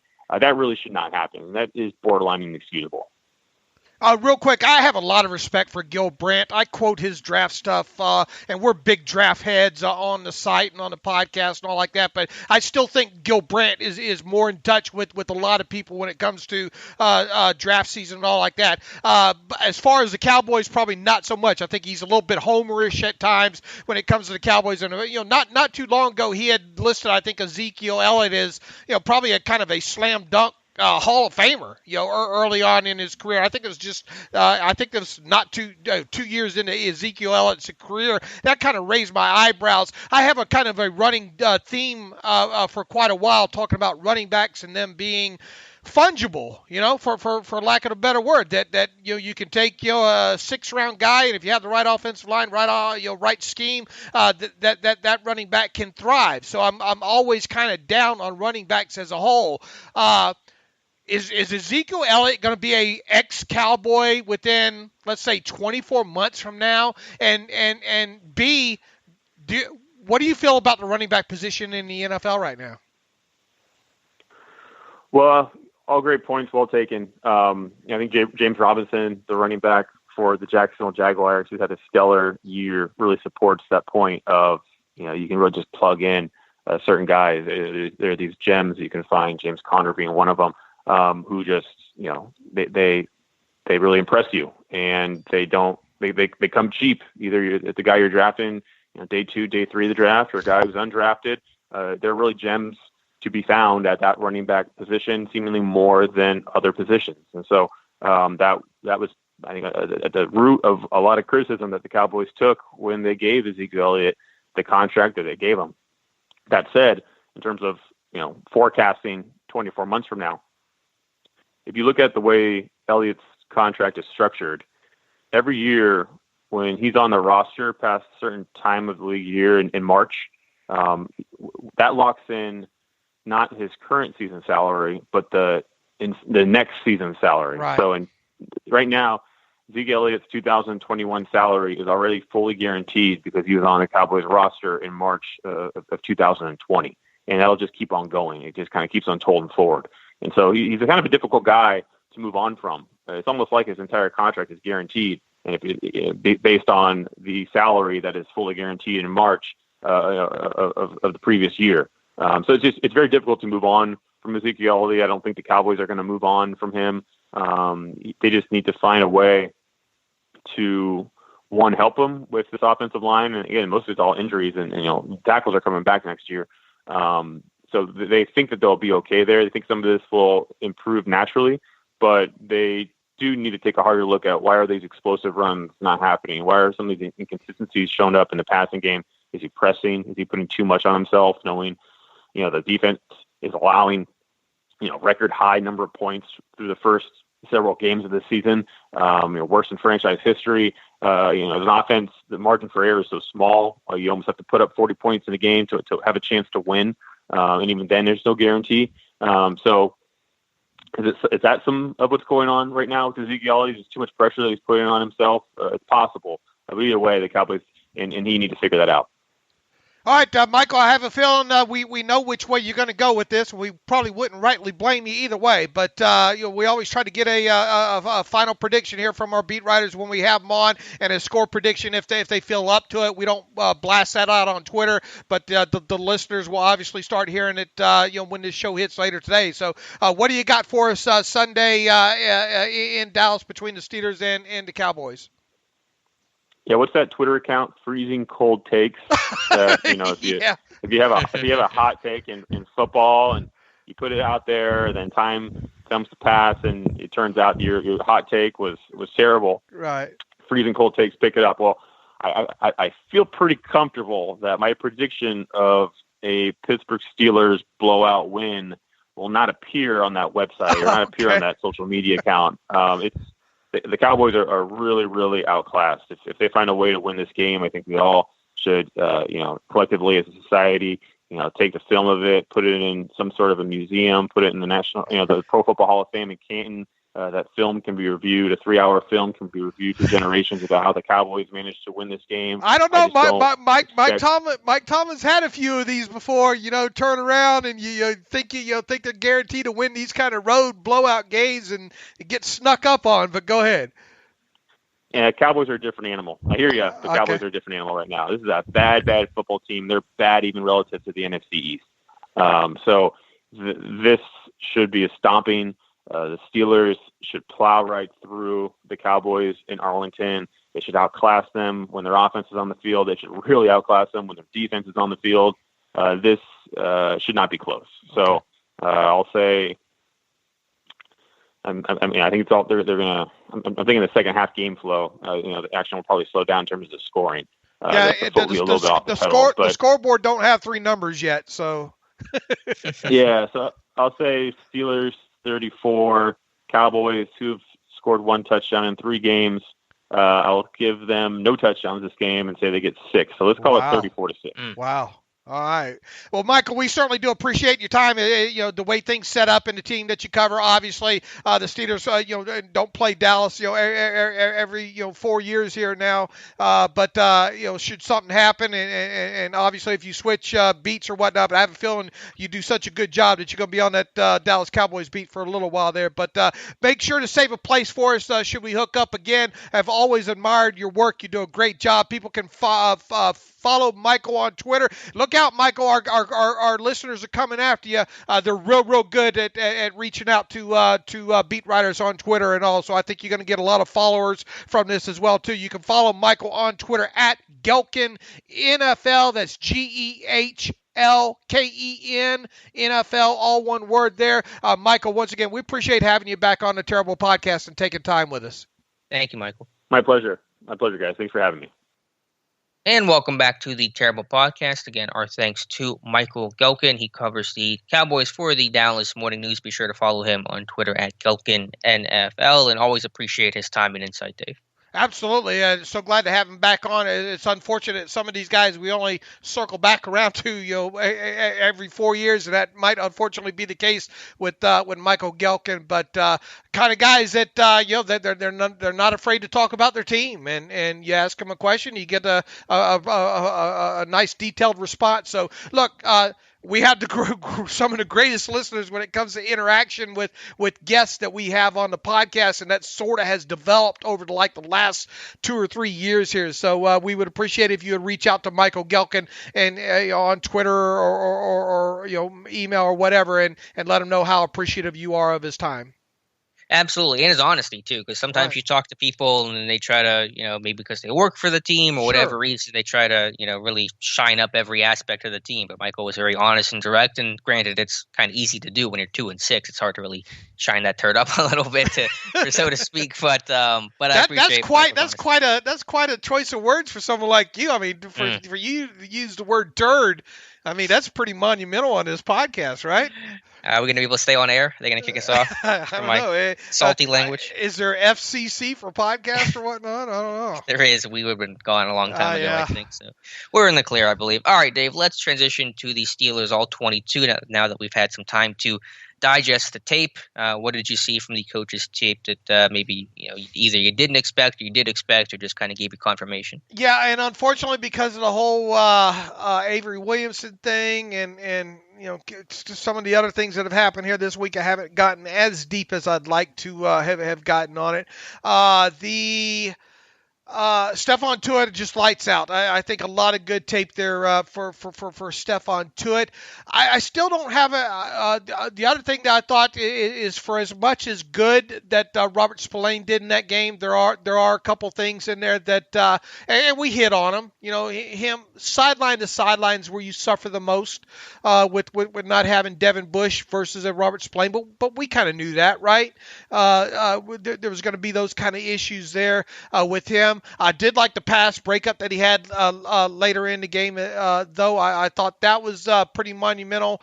And also, I think not enough credit. He did give up, and we talked about this the other day, the pass completion to Willie Snead there. And I think that's a lot to ask of a guy like that. If you don't get to the quarterback in that situation. But I thought the biggest positive or biggest thing that I took away from that was he got to Willie Snead from behind and made a play on the football, or tried to make a play on the football. And then when he didn't on his way down, he was able to take the wide receiver down. So I thought that was kind of a positive on a negative play, if you will. What else stuck out to me? Just there could have been another couple of turnovers in this game. Obviously, Robert Spillane over by the sideline had a decent chance to get that fumble. The Joe Hayden almost interception was just that. Mm-hmm. It was almost an interception there. And how close that looked the end of the game, end of the game play there, if not for kind of the read and the athleticism of one Minkah Fitzpatrick. I don't know. Maybe we're talking about a loss on Monday morning there. Yeah, I mean, Minkah made a great play to drive on that and break that one up and play clean at the same point, even though Harbaugh probably disagrees with my assessment of that. Yeah, I thought Spillane made a couple big plays in coverage. Obviously, the pick six. I mean, I don't think Lamar ever saw him, but still Spillane with a good read, good drive. That was a great read. People try to downplay that touchdown on him, but I mean, how many times do you see zone reads like that end up in pick sixes by an inside linebacker? Right. I mean, Lamar's looking to his left, and so a lot of times that draws your zone that way, but Spillane stayed at home in his assignment and then was there to pick off the route whenever Lamar came back to his right and threw the ball. But then to me, just as good a play as that was the breakup on J.K. Dobbins on third down. That's a great job to be physical at the catch point, to break that one up, to finish the play down through the hands and force the incompletion on the Ravens punt there. So Spillane certainly made some plays in coverage for sure. Tuitt, as you said, was a monster. The pass rush, the contain overall was pretty good. It was not perfect. There were some failures there, but overall I thought they did a good job of being able to find the balance between getting pressure but not being out of control and still rushing together and having rush lane integrity. So those are some of my thoughts. What about the Steelers' run defense? Why do you think it was as ugly as it was on the box score? I don't still have a good answer for that overall. Obviously, the stuff on the edge that the Ravens ran in that second half was gashing. I think inside just a few busted arm tackle. You let a guy get to a second level like that, and guys like Spillane and making those tackles, they didn't necessarily cause the ball carrier to go backwards more so than the ball carrier getting an extra 3 or 4 yards of that. I don't have a great answer still of why so many of those runs were successful for them. I will say, and there's layers to it, anytime you were as bad as the Steelers were, giving up 265 to Baltimore, it's never one reason. But I had an article this morning on Steelers Depot you guys can check out that just said some of it was bad math. Some of it was playing weirdly too high shells, and the box count was even, where you got 6 defenders versus 6 blockers. And whenever you're accounting for the threat that is the quarterback, Lamar Jackson, and whenever you're facing a Ravens offense that's so good at running the football, being even in the box count really feels like you're losing that box count. And that happened too many times where the running back has too many big lanes and you're trying to account for Lamar and his threat to run, and really you're just losing a lot of battles pre-snap. So that was not the only issue by any means, but to me it was a recurring issue where they were playing too many too high looks and too many even box count numbers and walking linebackers out. And to me, that's one reason why this unit struggled so much. Yeah, look, I mean, if you take one of your guys away, and obviously it was a real noticeable and heavy in the first half with the mesh charge, and something that we talked about that we wondered if we would see that much on the heels of what they did, against Robert Griffin III in the Week 17 game. Yeah. Maybe that had a lot to do with the conversation that that Watt and Butler were having on the sideline, saying, "Look, I'm doing what you're telling me to do." Roll a safety down. Give us a safety in the box. The bad math angle does, and once again, I'm being honest. It's hard to put a finger on exactly, because you try to look and guess at the run fills, right? But it looks like there was a lot of gap integrity for the most part. There was. I think guys had trouble getting off of blocks. Even Spillane had some issues. So there's an obvious one. Not to excuse it, but it just kind of came in bunches. Because I think if you look at, and I haven't done the exact numbers yet, but if you look at like the second and third quarter numbers, the Ravens didn't run the football a lot. I know in the third quarter they had almost very little rushing yards. It just came, I think, early, and it came late in the game. So I haven't done enough research into those stats yet, I guess, but they just kind of came in bunches when this defense got tired and when they were rotating guys out and just kind of on their heels. And as I said too, when they were making the tackles at the second level, they weren't stopping them dead in their tracks. It was like 3 extra yards there, you know. And that was even at the first and second level. Right. I mean, even Dobbins was getting yards after contact, and he's not a big power guy. Yeah, I wonder how many yards after contact. That had to be the most against the Steelers all season long, I would think. I'm sure anything rushing related was the most of the year. Right. I mean, how concerned about all of what you saw defensively? Is it another one of these things where, okay, I mean that it happened, but we're not just overly concerned about it. It's not going to happen again. Yeah, I'm not. It's not going to be like that again. At least I hope not. But I think just the unique threat of Lamar and how much that challenges and stretches your defense. Obviously, that's not going to be as much of a concern against whoever we're facing. The Steelers are facing with Dallas this week at quarterback. So, and the injuries to Alualu and some of those in-game things certainly didn't help either. But I think it's going to be an issue against Baltimore in the Thanksgiving rematch, though, and obviously that's going to be potentially still an important game. So it's not going to be an issue you're going to face with a lot of teams, but unfortunately it's going to be an issue you face with a team that you face twice a year and is your biggest competitor in the AFC North race. Does 141 yards after contact sound about right? Sounds about right, but it doesn't sound good. I didn't say it sounded good. I know. But and it looks like, and these numbers are obviously coming from Pro Football Focus. It seems like 54 of those came off of right end on 12. Most of their rush attempts, middle right, had 10 of them, 12 of them right end. And it looks like, that's where 78 of the 141 yards after contact were. Put it this way: the Steelers, based on that number of 141, allowed more yards after contact against Baltimore than they allowed rushing yards, period, in any game this season. And it looks like their average yards after contact in that game was 3. The Ravens. Yeah, it's just a lot of powers moving forward. A lot of guys not able to get Baltimore on the ground, but that's why Baltimore had the NFL's top rushing attack, and they certainly took it to the Pittsburgh Steelers. No question about that. Definitely, I want to continue to dive. Maybe by the time we get back around to Friday, I just with us having so much happening with the Avery Williamson and looking at Dallas quarterbacks and stuff like that, I haven't gotten as deep into, especially in the second half there, on examining the run defense. But I mean, your bad math example certainly, on the surface adds up, because I mean there was a lot of mesh charging going on in that game, and look, even Bud Dupree kind of trying to sneak in a little bit off the edge on one of those Lamar Jackson keepers in the game ended up being big yards. Yeah, if you're 6v6 in the box count and one of those guys is mesh charging Lamar Jackson, now you're 5 defenders versus 6 blockers plus the running back. I mean, I don't really care who you have personnel-wise. You're not going to win that matchup. That's just bad math. And it probably would have been a little bit of the same had Tyson Alualu kind of stayed in there too, Yeah, I mean, it's just a numbers game. If you got one fewer that they have blocking and you're facing the running back, I mean, I don't really care who you have out there. It's going to be a tough day for your run defense. Right. Anything from me? As I always state too, look, explosive plays play big parts in every game.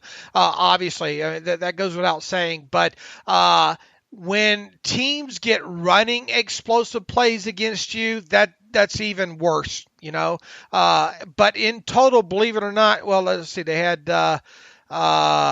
Dobbins had one for 28 yards. That was the one that he went around the end and he beat Spillane to the edge on that one.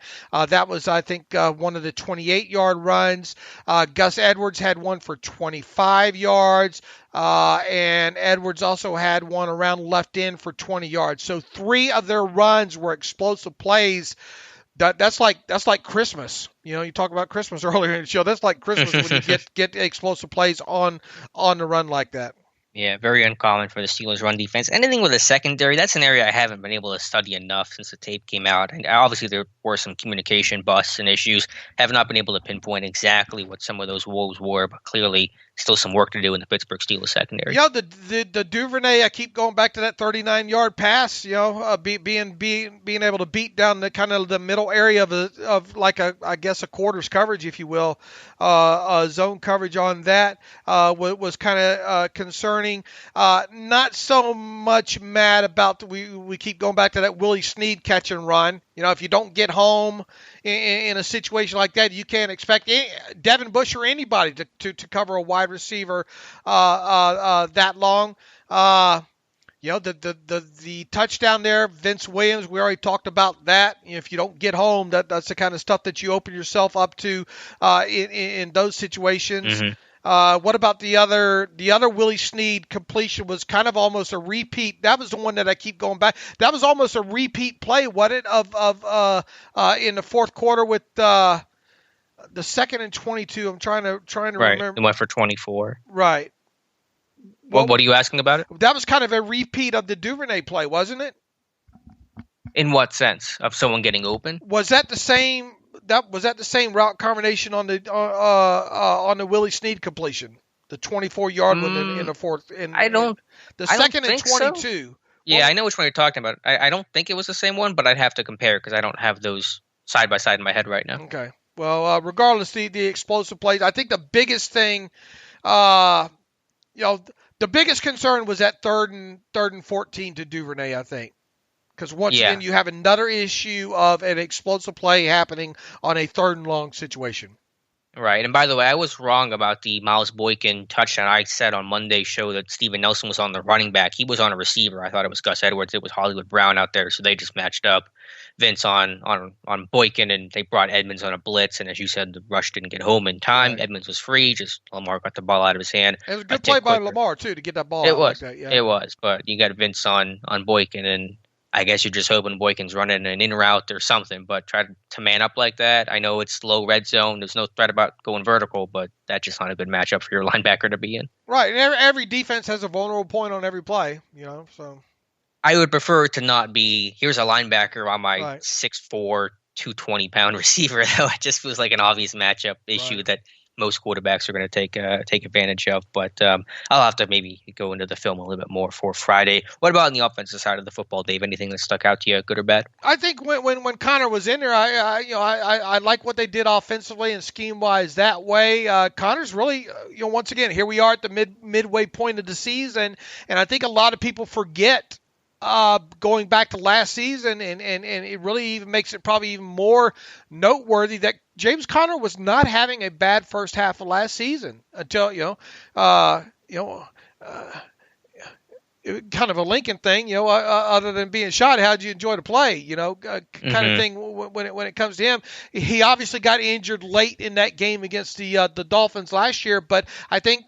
Pound for pound, if you look at the season that James Conner was having last season, it wasn't awful. And then he gets hurt, and then it goes south. The run game obviously wasn't at its best last season, even when Conner was healthy. But so far this season, we're seeing the effects of the pre-snap motion, right? I mean, that is definitely having an impact on a weekly basis and. Kind of a growing impact as well too, and then combined with Connor still healthy. Some of these times I think on these outside runs he's not hitting it. You know, if that play's designed to go off Filer's left hip, then cut it back in there. You know, I think he's kind of waiting a little bit too long, and that's not where he's best. You know, go ahead and take the extra 2 yards if it's there, instead of trying to maybe wait for something that ends up in a 2-yard loss. Sure. Yeah, I hear you. I mean, but you're overall happy with Connor's play this year. Oh yeah, without a doubt, and just from a successful play rate, I think you're maximizing what you can get out of him right now, as far as the run game goes. Obviously, we didn't see any Benny Snell in that game. I wasn't shocked that we only saw one carry from McFarland Jr. in that game as well, either. Could they maybe potentially run a little bit more power in that game for my liking? Yes, but I think pound for pound, and look, you were behind in the second half. You had what you had happen in the second half, spread things out, which obviously diminishes the running game, right? So hard to say how that game would have gone had the Steelers had more of a lead in the second half, for most of the second half, right? Yeah, I just thought overall the line did a good job, even in pass pro. I mean, it wasn't perfect and it wasn't always pretty, but when you're facing that super aggressive, chaotic Ravens defense and all the pressure packages that DC Wink Martindale is bringing, I mean, it's a lot to deal with. So I just thought the line did a good job overall of communicating, of passing stunts off, picking up blitzes, having active eyes, head on a swivel, all that kind of stuff. So that was one of my takeaways for the offense. It was really that, and again, the success out of those 4 receiver sets was really the only success the Steelers had in the pass game, and was just an adjustment that had to be made and was executed really, really well. I'm trying to look and see if I've got the successful run rates up here. Let me pull McFarland out of this one play here. Yeah, that one was not successful. Yeah, let's see here. Connor's first 2 runs were -1 and 1 yards. Those were not successful. He had a 2nd and 9 for 9 yards. That was a 3rd and 10 for 4. That was not. Let's see. It looks like 1, 2, 3, 4. There was a penalty. Overall, not great run success rates in that game. Yeah, I mean, they were bottled up a good bit. He had a couple of nice runs, one 18-yarder, I think followed that up with another 6-yard carry. But Ravens got a good run defense. They got a stout front. And again, just the offensive success was not great until the second half when they started throwing the football. Right, and they obviously only ran Connor only ran 6 times in the second half. And one of those was a 3rd and 1. He got stuffed. One of them was a 1st and 1 that he obviously got. That was the touchdown, right? Right. And the 3rd and 1 was the last play where he got popped on the last play the Steelers ran on offense. Right. So look, I mean, kind of meh overall when it comes to run. And look, the Ravens' run defense is good for a reason, right? So yeah, when we turn around and look at the rematch between these two teams coming up on Thanksgiving, that's one of the things that you would potentially like. And I don't know how much you'll be able to help, based on the way that defense played. And I wouldn't expect the Ravens to change their stripes too much, both personnel, defensive scheme wise, against the Steelers in a rematch there. But it's one of the things that I think that we all automatically will need to point to is, can the Steelers have a better run success rate against the Ravens in the rematch? Because I think overall it was probably their lowest run success rate of the season so far. Yeah, I think that's fair, and that's going to be something to monitor in that Thanksgiving take 2, as you mentioned. Anything else from the All-22 that you wanted to talk about? Just when you got into the old backyard bend, kind of whatever you want to call in that second half, just a lot of the rub pick routes there. I think trying to take away what they like to do and try to get the for sure kind of high percentage throw there to the open man coming out of the rub or the bunch, if you will, there. And just the fact that, as you mentioned, I think like 3 different times now, the fact that when you do go spread like that, it makes the opposing defense identify a lot more, and it probably lessens the chance that somebody comes. Agree. Well said there. From Ben today, we mentioned him talking about the backyard stuff. Anything else from Ben? He's jokingly, I think, getting mad at people calling him old or implying that he's old. But that was all I kind of took away from Ben off the top. Yeah, and I haven't seen. I only listened to half of it. I don't know what was said in the first half of it. My biggest takeaway still through the first half of the season when it comes to Ben is, and maybe he will, being able to dial this deep ball in more.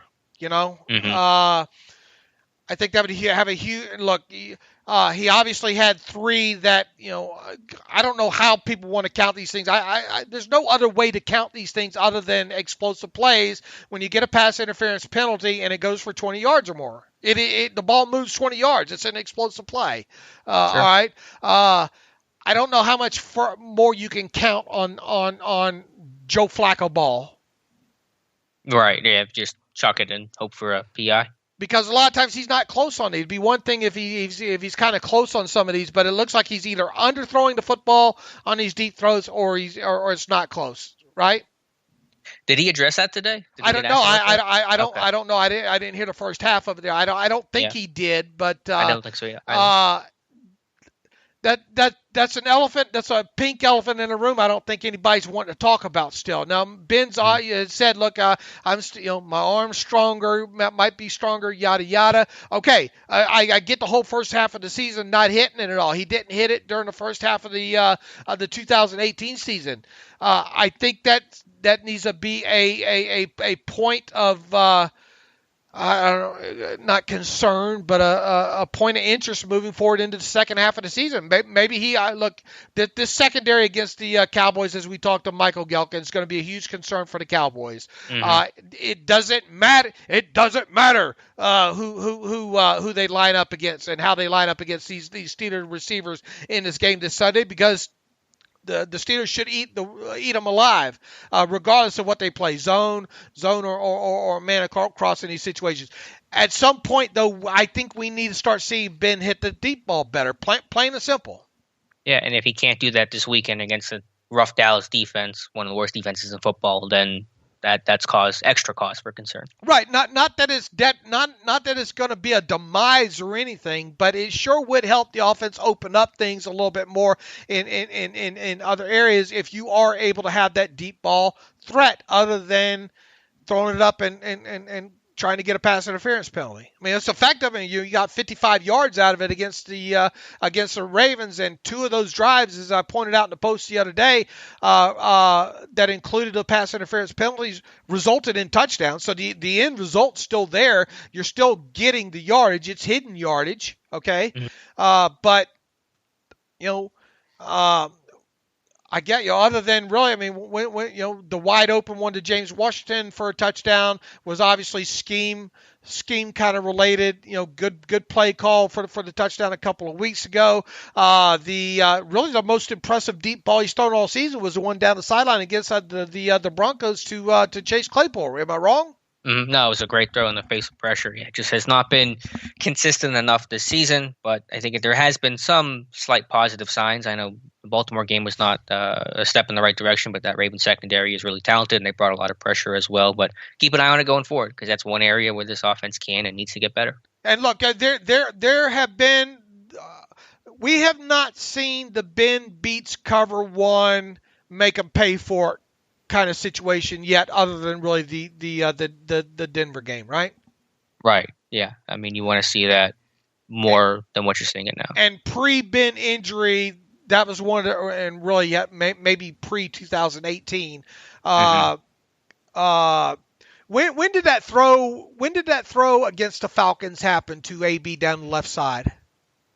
Was that 2018? Was that early 2018 or 2017? I'm not sure.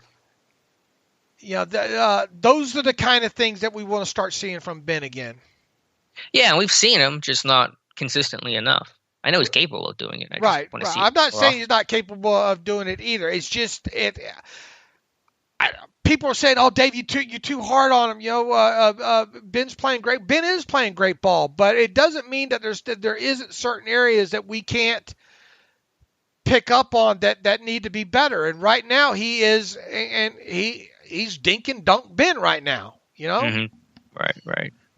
So if that point, what I'm getting at is, if that part of his game comes around with him being able to hit, 3-4 deep deep passes a game, it's really going to make this offense fly at that point, I think. Just going to add to the balance and well-roundedness of this Pittsburgh Steelers offense. All right, Dave, I think that's everything to cover for today. Let's get to some reader emails and begin closing out today's show. All right. Nick Scoluli writes in, hey, guys, being only 27 years old, I'd say the 2017 Steelers draft class is definitely one of the better ones of my lifetime so far. Watching the games and following the Steelers the way I do, I'm sure TJ Watt will be the one who gets the big payday. I'm curious as to what you guys think will happen with fan favorites Juju, James Conner, Cam Sutton, who has played very well when called upon after the season. Granted, all stay healthy. Nick, we've talked about it several times. Look, the draft class is playing very well this season. James Conner having a good season. Cam Sutton's played some valuable, meaningful, and positive snaps this season. Juju, I still don't understand the abuse sometimes that Juju gets. I just look at what he did after the catch against the Ravens this past week. My thoughts, I speak for Alex. I know I speak for Alex in all this. We hope all of those guys can return. Juju, James Conner, and Cam Sutton. But I just think the math associated with the salary cap, based on what we think that we know the salary cap might be in 2021, which there's a lot of question concerning that right now. It's got to be hard to keep all these guys. Juju, are you going to be able to franchise tag him?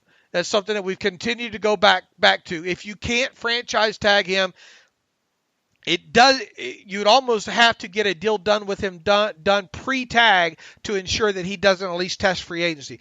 James Conner, it's hard to see James Conner staying, and even if you choose between a guy like Cam Sutton and Mike Hilton, boy, how would you like to combine those two players and have a Michael Cam Sutton Hilton? Would it be Cam Hilton or Mike Sutton? I don't know. It sounds like Mike Sutton. It sounds like a character out of Beverly Hills 90210 is what it sounds like. But I'm not convinced you're able to keep either one of those guys totally. Short answer to your question is, yeah, it's something that we hope can happen. Keep all three of those guys, Juju, James Conner, and Cam Sutton. From where I sit right now, I'll be surprised if they keep any of the three. Yeah, I mean, I think Conner's still gone. I hope on Sutton. I think he's more economical than Hilton. And Juju, I know we've had this discussion before, but I just wonder what the value on the market for Juju is going to be, because his numbers this year are not going to look like 2018 numbers. They're not going to look super impressive, but I think he's playing really well, especially the last 2 weeks. He's making some clutch plays on third down, possession downs, red zone type stuff. And really, I did the video on that yesterday for Steelers Depot, up on this morning on the site. I think he's really playing good football these last 2 weeks. So the stats and the tape don't always match up 100%. Cooper Kupp or Juju Smith-Schuster, who do you want? Juju. Similar guys, but I'll take Juju. All right, and is there any reason to think that their market value is going to be that much different?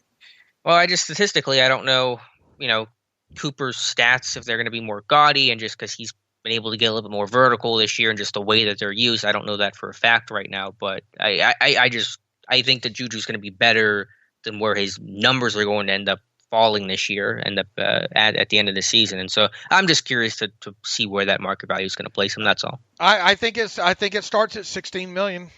Yeah, that's fair. In the story now, and we know how the Steelers do contracts with the first year guaranteed money and all like that. So, people saying Juju needs to take a hometown discount. These guys got to strike while the fire's hot. Sure. I don't agree with that. You can't begrudge a guy just because he's doing good, in off the field deals and all like that. I mean, I hope they're able to keep him. I'm not convinced that they will be able to. I think a lot has to do with how much higher this cap comes in than the $175 million floor that has been set for it. And if you do keep a guy like Juju, I think you're set. I think if for some reason they do keep Juju, then I think it's easy slam dunk that Cam Sutton and Mike Hilton are both gone. What do you think Sutton's market value is? Yeah, I mean that's because the resume is not extensive because he's been a situational backup for his entire Steelers career. Man, I want to say it's at least $5 million, man.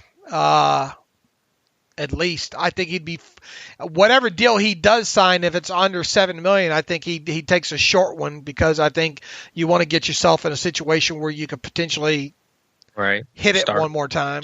You know? Yeah. That's again. It's just hard to put a figure on these guys again, especially with the cap crunch and other teams are cap strapped. What is going to be the market for stars are going to get paid? But what about mid to lower level guys? What is their value going to be? How much of a hit is it going to take because teams are just going to be hemorrhaging money potentially? I come from the land of it only takes one, two. You know? Yeah, but if there's only one out there, your market value does not go up that much. A whole supply demand thing. So I don't know. Were the Jets the only one for Le'Veon Bell yet still overpaid him? Well, the Jets don't seem to be the model of anything right now. So okay, but they were the only one. So All right, Matt Mahoney writes in, "Hey Dave, but Bell didn't get the money he thought he was going to get because he thought he was going to have a robust market that would drive up his price, and he didn't do that. I mean, it's still pretty damn. It's a lot of money, but it wasn't. What our thought was, Bell did not get the money that he thought he was going to get whenever the Jets signed him. Okay, still okay. We'll see. I mean, is that wrong? I mean, I think we were all. I think with the guaranteed money and all he got, I think he worked out. I don't feel that he left anything on the table. That's for damn sure. Okay. Now, other than him making a bad decision, not taking a Steelers deal, then being behind, however, the sitting, the money that he actually lost by sitting out the year that he's behind on, Sure. And then we see how it turned out with the look, you could smell that one coming. At least I did. Anyway, Matt Mahoney writes in, first time email a long time listener. Please send out the email address of the listener who keeps bringing up your stuttering so the rest of Steelers Depot Nation can publicly shame him. Nah, I'm not going to do that. Just kidding. But seriously, what is that guy's deal? I wouldn't even give him the time of day. You're a genuine human being, and that's why everybody loves you. Keep being you and keep up the great work. Thanks for that, Matt. He said pronounced Matt. Thanks for that, Matt. On a football-related note, would you and Alex agree that although T.J. Watt is more consistent, Bud is creating the splash play when it's needed the most, i.e. the forced fumble on one of the Ravens' first drives into the red zone? I'm not doubting T.J. in the slightest. I still think he is the best player on defense. However, I don't think Bud is getting the attention he deserves for his when we need one play. Great question there, Matt. You're not going to get either one of us to disagree in any aspect with what you said. We're definitely not going to slight T.J. Watt, but one of the things that I have brought up in the last couple of weeks here that we have not seen yet, it's coming, the SWAT Watt, or the Watt SWAT. When are those signature forced fumbles from Watt going to come? They're coming. That's all I can say is they are coming. And the other aspect of it, I think we've done a good job of praising Bud Dupree throughout all this, right? Yeah, I mean, he's been fantastic. And yeah, Watt had 8 forced fumbles last year, still looking for his first this season. Dupree has 2, so statistically he's got, I guess, more impact plays there. And I think both of his forced fumbles have come in the red zone. Obviously last week versus Lamar, and Drew Lock's forced fumble, that was right around the red zone, if not in the red zone. So they've certainly come in some very key, situations where the opposing offense was driving. I would just say that, okay, one's not doing it, the other one is. Watt's kind of close to quite a few of them. I would be surprised if he had like 6 of them on Sunday against Dallas.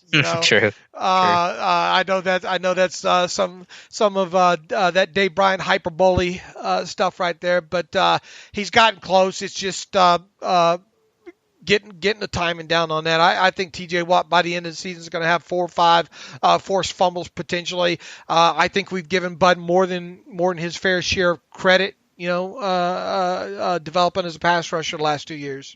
Absolutely. All right, let's move to our buddy Bryce here. He's back. While the running game wasn't great yesterday, talking about Sunday, it seemed like when Connor was sticking his foot in the ground and getting downhill, he was having some success since Benny Snell does a good job of doing that. Why do you believe he wasn't given an opportunity to get a few totes to see if he could pick up some tough yards on some inside running? I think Mike Tomlin put it best. I think he just ran out of snaps, first and foremost. Yeah, they just didn't have enough long drives that would wear out a running back. Connor himself didn't play a whole lot in that second half because they were in 4 receiver sets with 1 tight end and no backs on the field. So I think it was truly just a snap count kind of deal. And I think special team snaps played into this too. They wanted Benny Snell because of being short some bodies in there. They wanted them to concentrate on special team snaps in that game. Yeah, I mean he's a multi-unit guy, and I think he's a pretty good special teamer. I respect and appreciate how much he's embraced that aspect of football, considering he was not doing that in college because he was always the guy, the big man on campus, and now he's doing some of the grunt work that goes unnoticed. And I'm sure he's probably saying, "Boy, what I got to do to get some more carries here." But it's good to see him get a red zone carry a couple weeks ago and get the touchdown there. I think that I think that helps lessen the blow a little bit. Okay, you're not getting. You got 8 less carries. Here's the touchdown. Right, makes the medicine go down a little bit easier. Let's see, number 2. Do you think Tomlin should have challenged the play where Spillane fell on that fumbled ball by Mark Andrews? Seems that he may have secured it just enough before sliding out of bounds. Our thoughts? No. Yeah, he wasn't going to win that one. No, not going to win that one. And if he challenged that and loses that, then Bryce would be asking, why the hell is Mike Tomlin challenging that play where there's no chance to win that challenge? Number 3, if the Steelers were to bring in a defensive line to help shore up depth, who are some available free agents other than DeMarcus Christmas that you think can make sense for the team to sign? 0. Yeah, I mean, there really aren't any names available. And then, of course, if you were to bring somebody off the street, there's even more COVID testing. You got to wait. By the time they're ready to play, you're already getting healthier. Again, they could theoretically poach someone like Big Dan, but given the fact that Hayworth's got a shot to play this week, Alualu's only week to week, I'm kind of doubting they're making any sort of significant move that will impact the 53 along the D line. Right. I mean, look, how long will Worm? Nobody's pressed Mike Tomlin on that. How not that you're going to get the answer or anything of substance out of it, but we don't know how long Wormley's going to be out for. Right. Hopefully it's not long. Will Cameron Hayward make it back this week? How long is Tyson Alualu going to be out? Sounds like it could be 2 to 3 weeks possibly with him. You're probably one more injury away from maybe looking a little bit, taking a finer look at what's out there on the street. I'm not at the point where I want to, go there. Yeah, I'm with you. I don't think it's going to be Don Terry Poe. No. Let's see. Although you could bring him in from Dallas, I guess, and talk about the Dallas defense, but I don't think you have to learn a whole lot. They're not very good. Austin writes in, they just want to quickly say F you to the Jagoff who keeps giving you crap about the stuttering. Barely noticeable, don't change a thing. Look, I'm not going to work on it, people, okay? I'm 50-something years old. I've done this all my life. It's a problem that has manifested itself over the years with being mania bipolar and all like that. So, if you like it, fine. If it doesn't bother you, fine. If it bothers you, fine. Dave, I know you continuously harp on the idea of it being impossible to re-sign Bud. If that is the case, are we able to keep Juju or Connor? Once again, Bud's gone. Plain and simple. It's going to take a minor miracle for Bud to return. Connor, the only way I see Connor come back is on a deal that's not good for James Conner. It would have to be a minimum value deal, I think. It'd have to be a 1-year minimum value deal for James Conner to come back. I don't see that happening right now. And Juju, from where I sit right now, it's not impossible. I don't want to make it sound impossible. I think the best chance for Juju to re-sign would be a deal that happens pre-franchise tag somewhere end of February, early March, end of story. And that deal would have to be around $16 million or so. Yeah, I hear you. I know I have been and still probably am a little bit more optimistic than you have been on the Juju front, but we'll see. It's certainly no guarantee. It's far from a guarantee that Juju's coming back. And look, I'm not trying to run any of these guys out of town. Let me make that clear. It's just my math side of me, my salary cap side of me, my Omar Khan side of me finds issue with it being able to happen. Okay. Yeah, no, I hear you for sure. Yeah. Especially if that cap stays at 175. Good luck. Right. He goes on, right. I think Connor might be a top 15 back in the NFL when healthy. He reminds me of Le'Veon so much it's weird. Juju simply just doesn't get the credit he deserves. He's a baller in the slot, makes clutch plays when needed. He goes on to say, to be honest, I think Filer stinks, and I think we could survive with Hilton moving on.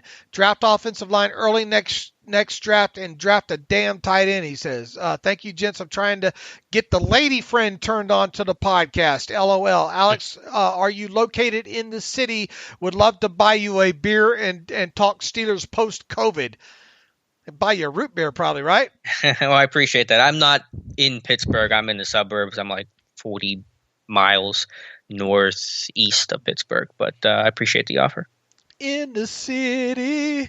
Woohoo. I haven't had the Dave karaoke in a while. Yeah. Let's see. What else does he have here that he said? Filer stinks.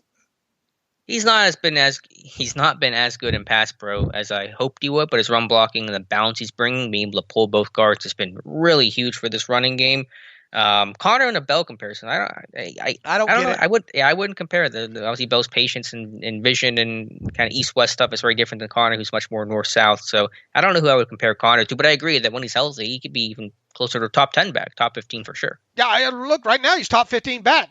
If James Conner stays healthy every year, James Conner is a top 15 back. Has there ever been a question about that? If there was, there shouldn't have been. I think he's even closer to top 10 just in terms of talent because he can do it all. He can catch, he can block, he can run. Right. I think sometimes maybe he tries to be too much like Le'Veon Bell, and I think that's where it gets him in trouble, to be honest with you. That stuff around the edge over there, just hit it, man. Get on Filer's inside hip and go. If it means 1 yard, 1 yard is better than a 2 yard loss. Yep. That's my biggest complaint on him right now through the first half of this season is maybe him not staying in true to the kind of running back that he is, if that makes sense. Yeah, I hear you. By the way, the 49ers have shut down their facility. They have at least one positive test. Wide receiver Kendrick Bourne, and they're playing tomorrow against Green Bay, at least tentatively playing tomorrow. Let's see.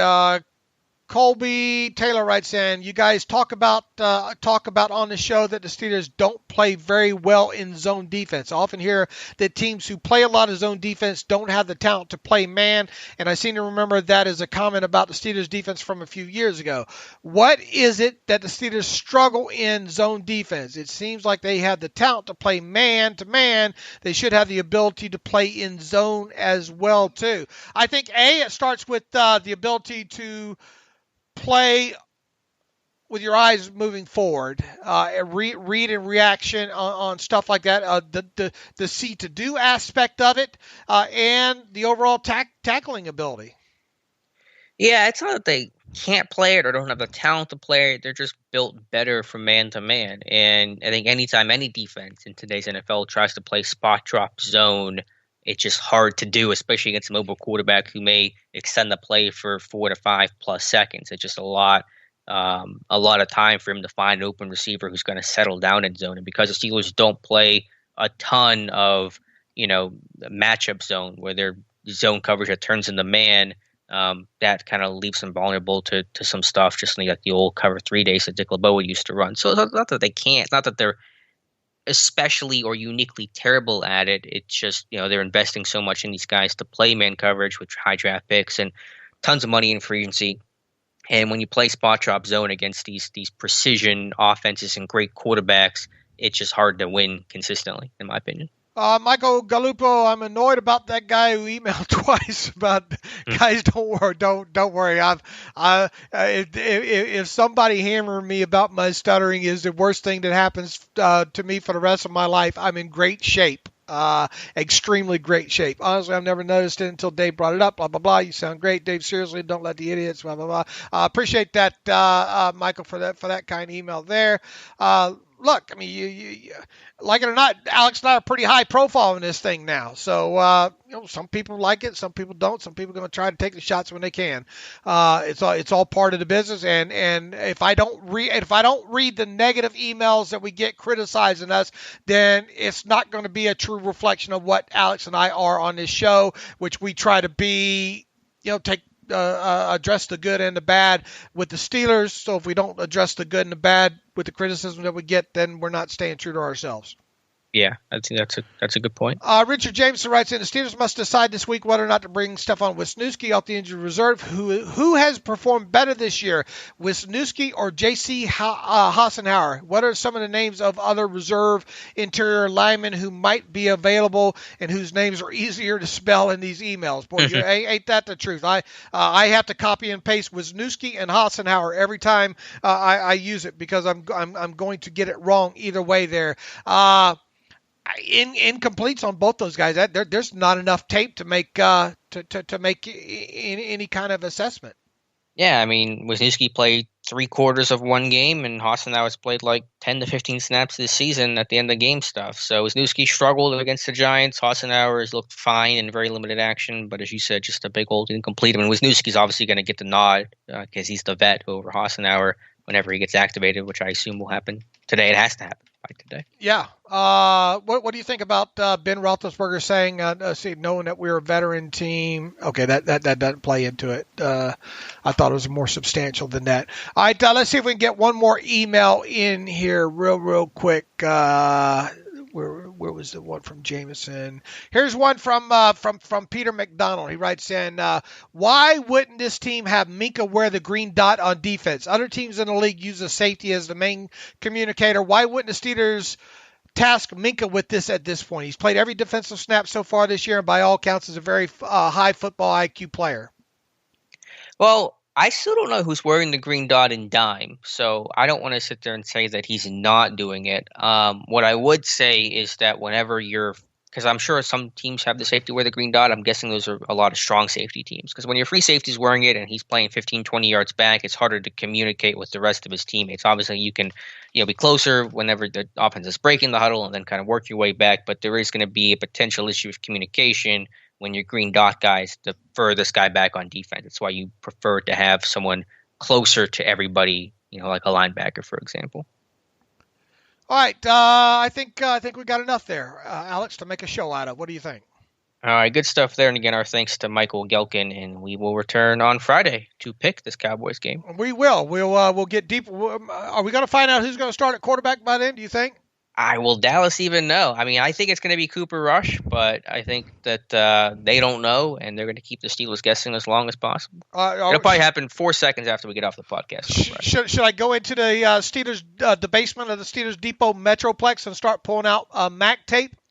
Don't you live there? You live in the basement of the Steelers Depot Metroplex. But yeah, catch some Maction Thursday night fever against Akron. And that's your key to. Yeah, well, Lord knows we got a lot of Mac tape stored up here then. All right, in the meantime, you can follow me on the Twitter machine at Steelers Depot. You can follow Alex on the Twitter machine at Alex_Kozora. Follow the show at Terrible Podcast.